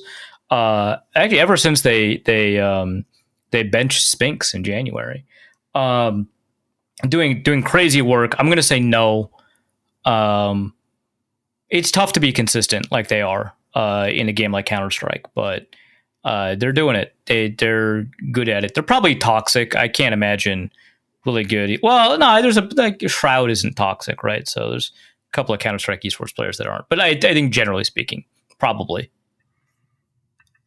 Let's go to Deez, who asks, for Arif's Sumo Corner. First, what did you think of July's weird Basho? And who would you be more scared to face in a street fight? Koto Shoho or his jacked father?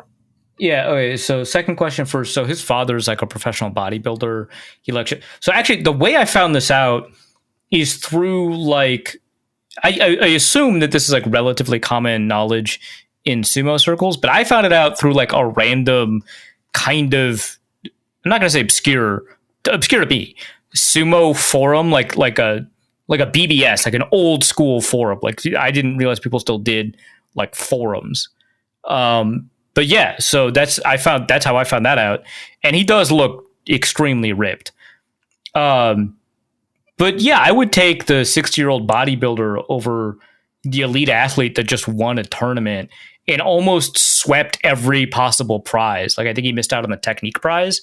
Like Jesus Christ, like no, I'm going to die to both. Let's be clear. Like if I'm taking a punch in the temple from either of them, I'm out for good. That's it. But like, I'm going to find out real quick whether being an atheist was a smart move. Right. But, I think I've got better chances against the extremely ripped and jacked father than I have against one of the greatest athletes on the planet who happens to be even bigger than the father. But like the force equation, you're like mass acceleration, like that's not doing me favors at all. So I think that one's easy. What do I think of July's Weird Basho? I actually don't know like why it's weird. Like we almost had like a 3-person playoff that was averted essentially at the last second, thanks to Koto Shoho, preventing, the two of them from going 12-3, which also meant that the next matchup, that guy didn't have a ton of motivation to avoid a loss, so he loses, he goes 11-4. But I don't know, it didn't seem that weird. Like Onosato didn't do as well as you might have expected, right? He ended up with 4 losses. But I don't know, it's all the Bashos are weird a little bit, right? So, the Yokozunas didn't win outright. WTK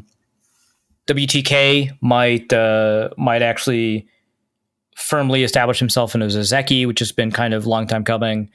But yeah, I don't know. Sure.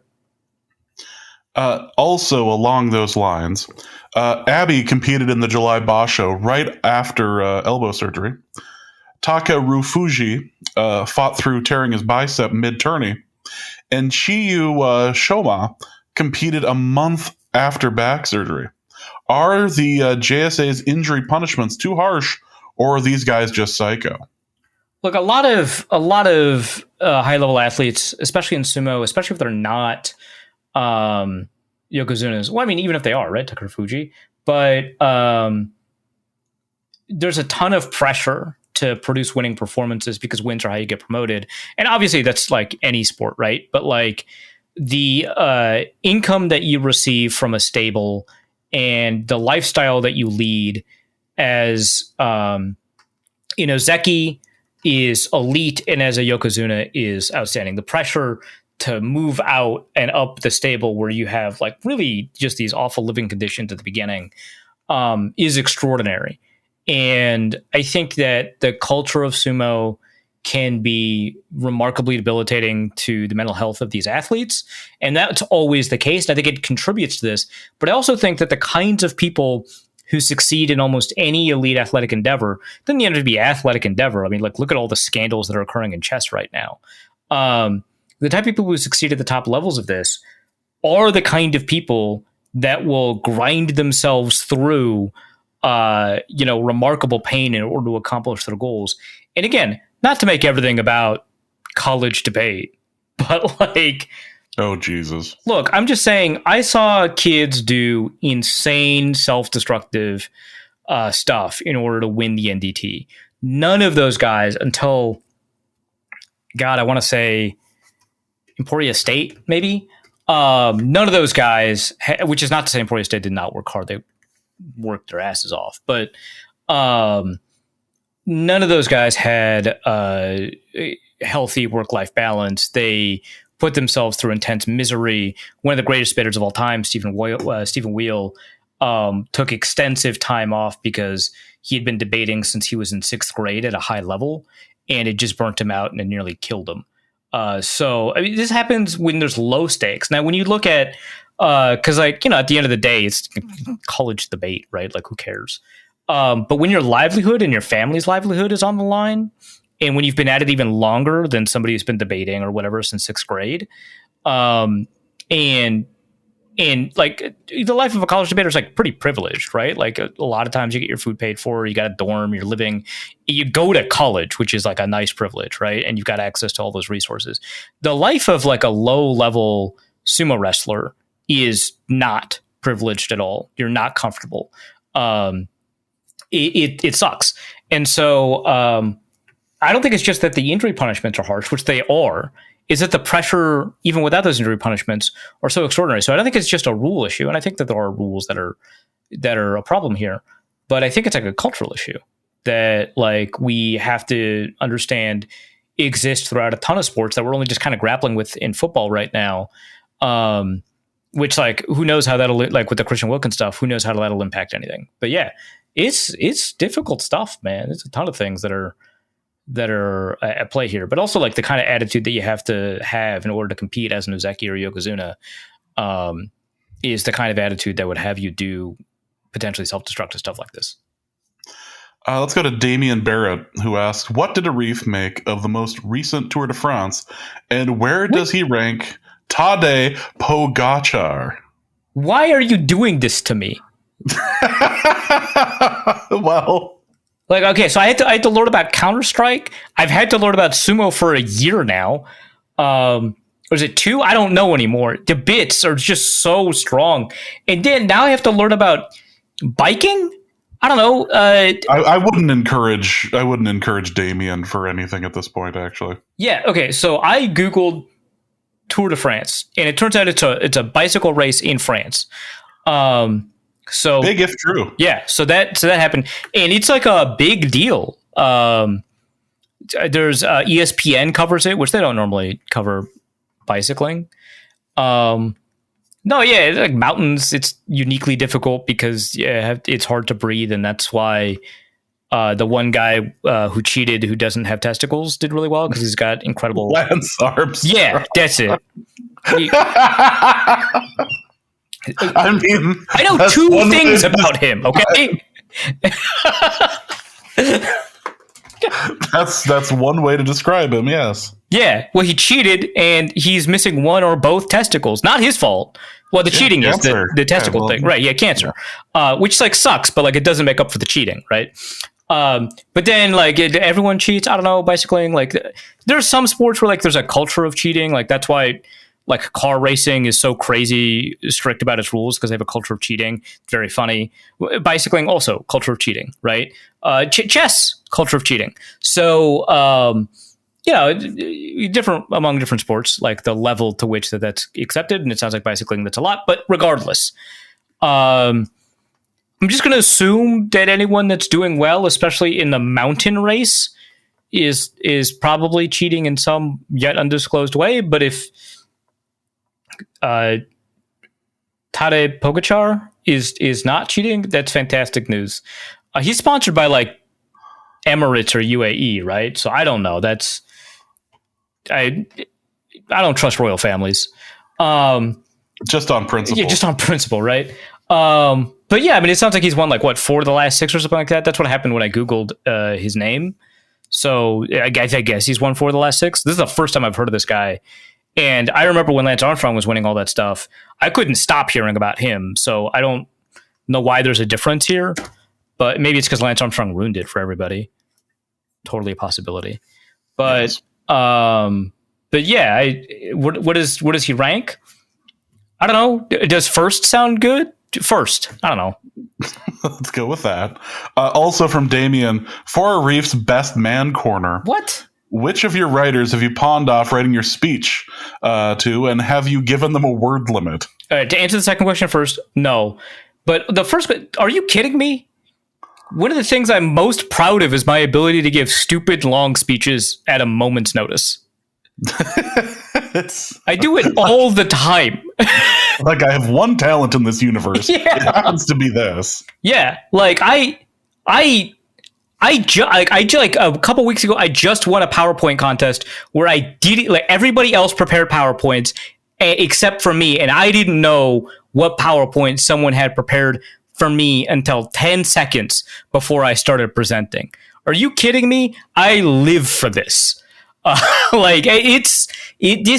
not letting anybody handle. Not that I'm obviously not the best man, but like this is like obviously not what's going to happen. If I give a speech, I'm giving the speech. Yeah, it's actually we're just going to pay Luke Braun to do it. He's wearing a Arif Hassan mask. I didn't say that. That sounds bad. Stampede asks, if JJ, JA, JN, TJ, JO, AJ, JM, DJ, and CJ were sodas, what sodas would there be? Would they be? And yes, these are all players projected to take significant offensive snaps. Instead of answering the question, can we just be amazed at the letters that are involved here? Yeah, if you rank all the letters by the frequency that they occur in the English language, J is pretty low on the list. Actually, let me do that. Rank all letters, English language. Please do not give me an AI answer. Please don't give me an AI answer. Letter frequency, Wikipedia. Man, we are at such a spot where it's like, oh, thank God Wikipedia has something on this. Mm-hmm.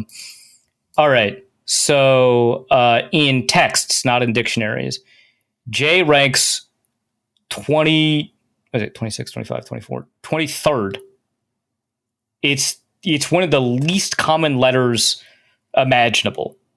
It's only beaten by X, Q, and Z, and less frequent than K and V. It just doesn't happen. Now, obviously, words and names are different. I hope I'm not breaking any ground for anybody on that one. And letter frequency in names is different than letter frequency in words. But, it's relevant. You can also look at the relative frequencies of the first letters of words. J continues to rank 23rd there.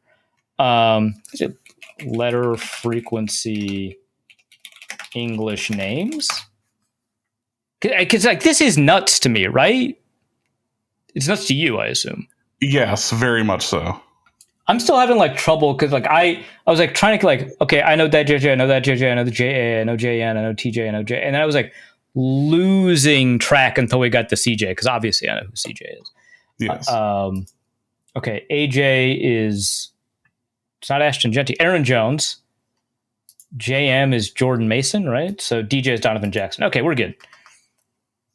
That's letter frequency in English and English names. Okay. Ooh, we've got it. No, that's alphabet.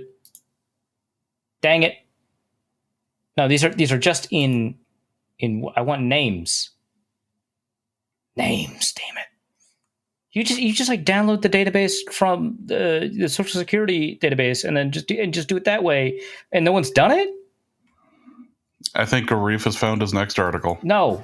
Actually, that's a funny article. Crap. Unfortunately, sometimes James is right, and usually it makes Arif sad. No, I found it. Okay, we're going to go with boys' names. What?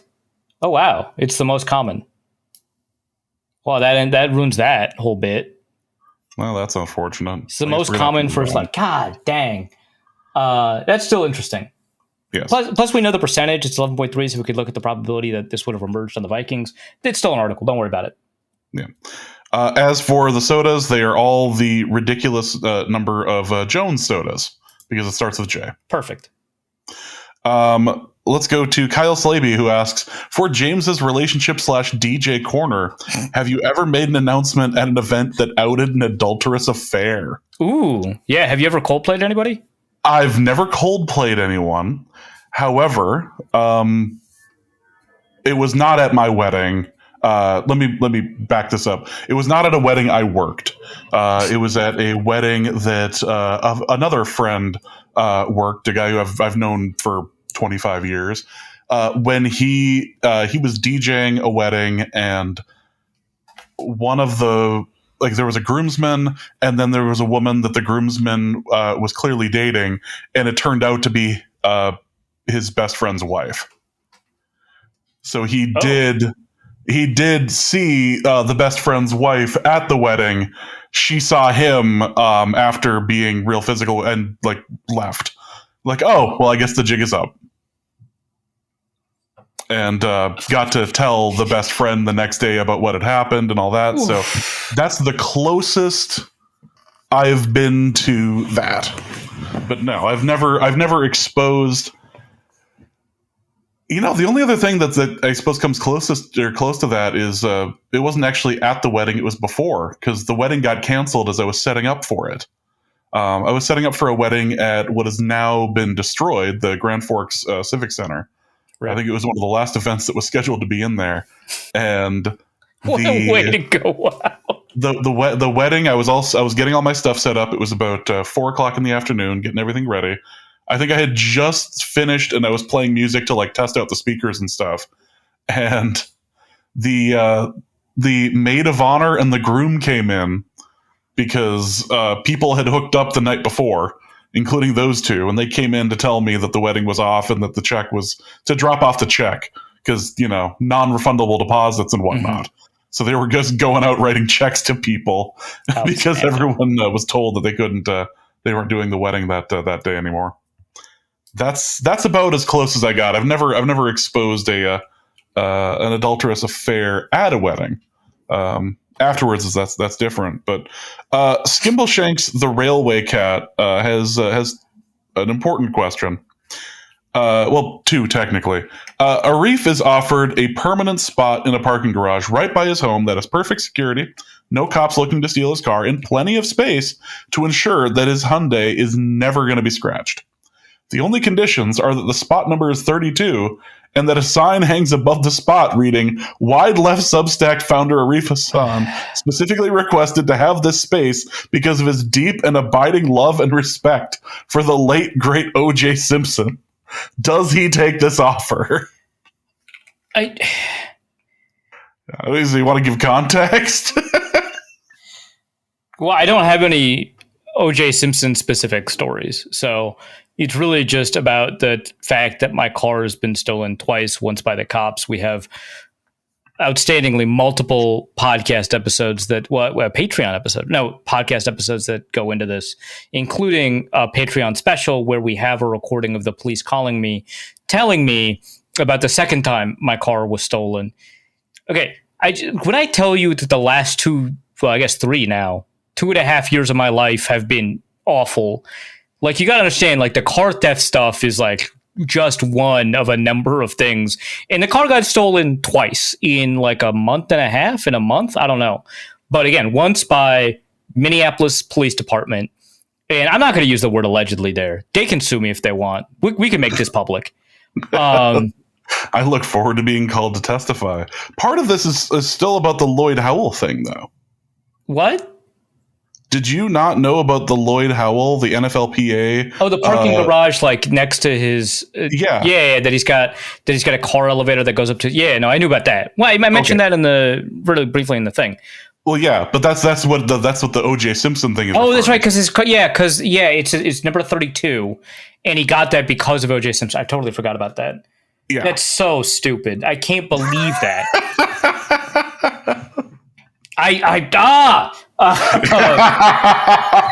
This guy is only red flags. He is composed at a molecular level of red flags, and they voted for him. And the executive committee voted 10-1 for the other guy who had one scandal, and it was he lied to a reporter. I mean, don't do that, but this guy committed fraud multiple times for millions and millions of dollars. That guy lied to a reporter. I don't care about that in that context. And so they voted 10-1 for was it David White or something like that? And then they didn't tell the player reps what their vote was because they didn't want to influence them, even though they were the only ones with access to all the information. Like that, if you get that, you did the fact finding. Okay. Anyway, so my car was stolen twice. Yes. The first time it was stolen, one of the issues at hand here was that I didn't have a place to put the car because the window had been busted in earlier that day. And, you know, when the window of your car is busted in, it'd be nice to like put the car somewhere so that it doesn't get stolen. And the thing is, if it had been jacked by someone who, I don't know, was the kind of person to bust in a window, that would like make sense. That I would get that. But no, the police just took it, and I had to pay money to get my own car back. So presumably this garage is also safe from the police, which brings up a whole host of other opportunities that I will not go into detail. But if it's only used for storing a car, no. Even though I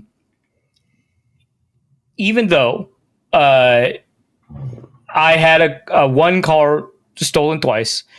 Car thefts are really, really rare. They're really, really rare. And I know I'm kind of tempting fate here, right?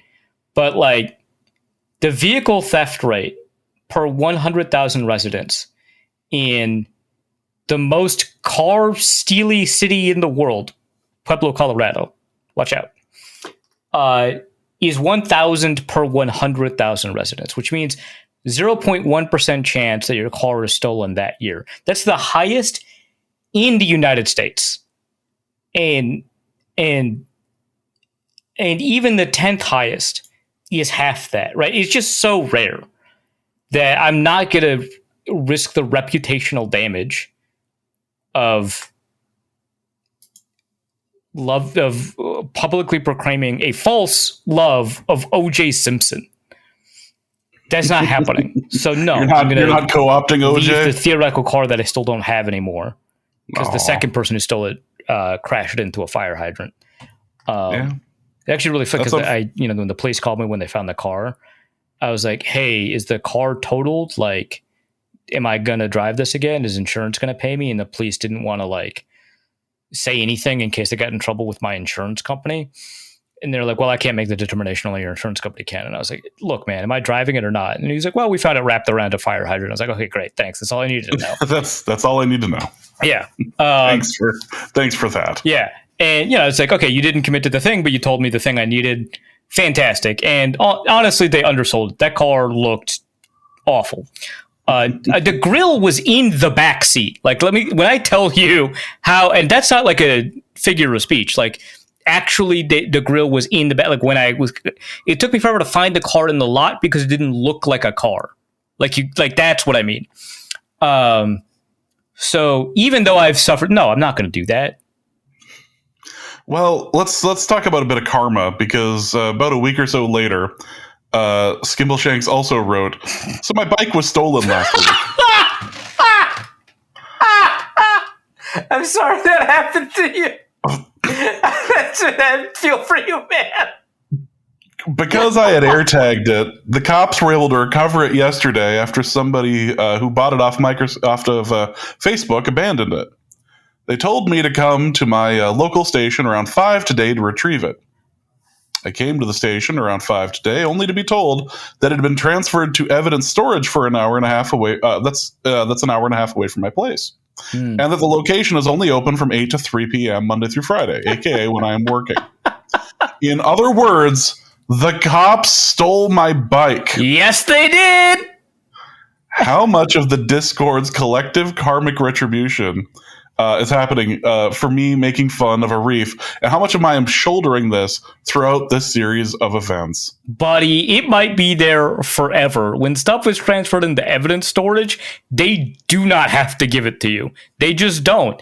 This is like very much like civil asset forfeiture. If your property is suspected of being used in a crime or is suspected to have some relationship to a crime, even if you didn't commit the crime and you're not a suspect and no one has been charged with anything, the cops can just take it. And you know what's crazy? They also can sell it and pocket the money. That thing doesn't have to be yours, and you're relying entirely on the cops who close at 3 p.m. to be generous with it. So, yeah. I mean, the cops could have just performed civil asset forfeiture on my Hyundai, but like, it's a Hyundai. They wouldn't have been able to sell it. So, it wouldn't happen. It wouldn't help them at all. It just would have ended up back at evidence. Yeah, it would have been like, hey, it's an infinite money glitch. And on that note, this is going to be the end of this episode of Norse Code. Hope you guys have enjoyed it. We will be back soon with more stuff out of training camp and discussing preseason games as well. Arif, what do you have to plug? Go over to wildleft.football. We have a ton of pieces there. I mentioned the piece evaluating why FTN Fantasy projected a losing season for the Vikings, but we've got a bunch of really great pieces. So I mentioned the labor politics piece. We've got a piece from Katzen about whether or not Trevor Lawrence is good enough. It's a really good dive into how the relationship between quarterbacks and franchises, which, as you can imagine, for Jacksonville is a little bit fraught. We also have a really excellent deep dive. I learned a lot about quarterbacks in the 2026 NFL draft, or eligible for the 2026 overall draft, from James Foster's top 10 quarterback rankings. I usually hate preseason, draft rankings. I don't read them. And when James pitched it, I was like, I don't want this. And he's like, it's going to be in the same style as the wide receiver piece that you published earlier. And that basically just flipped it. And I learned a ton about these guys, and it was actually a really good read. So I suggest that. Then also Ben Glassmeyer has a piece about, the preseason ranking process. Can we predict the NFL draft's first overall pick in the summer? And he looks at the record of preseason mock drafts and, too early mock drafts and their predictions and what that means for what actually ends up happening in April the following year. So a bunch of really great stuff over at wildleft.football, plus upcoming episode in 60-Minute Drill that goes into like a deep dive into the NFLPA stuff. Well, that's going to be it for this episode of Norse Code. Hope you guys have enjoyed it. We'll be back soon with more stuff involving the preseason and the actual games itself. So for Arif, my name is James. Thank you guys so much for listening. And please remember that the horrors persist, and so do we. And we'll be back soon. Norse Code is the largest and only division of Norse Code LLC. You can find Norse Code on the Daily Norseman, SB Nation's Vikings blog, at dailynorseman.com. You can also find it on iTunes, Apple Podcasts, Stitcher, Spotify, Google Play, and wherever fine podcasts are aggregated. Our Vikings blogger extraordinaire and generally useful human is Arif Hassan of... and he can be found on Twitter at Arif Hassan NFL. I'm your producer and host, and my name is James Pagashnik. You can find me at the show's official Twitter feed at NorseCodeDN or at my personal account at Big Mono. If you'd like to donate a few bucks to the show, you can do so in a couple of different ways. You can go to patreon.com/NorseCode and donate there. For $3.50 a month, you get bonus material and more. You can also go to paypal.me/NorseCode for a one-time donation, or you can go to norsecode.threadless.com and pick up some Norse Code merch. Any questions or comments that cannot fit in a tweet can be sent to norsecodepodcast@gmail.com. On behalf of the Norse Code staff, we thank you so much for listening. Our formula is this. All things are possible through the power of Ben DiNucci.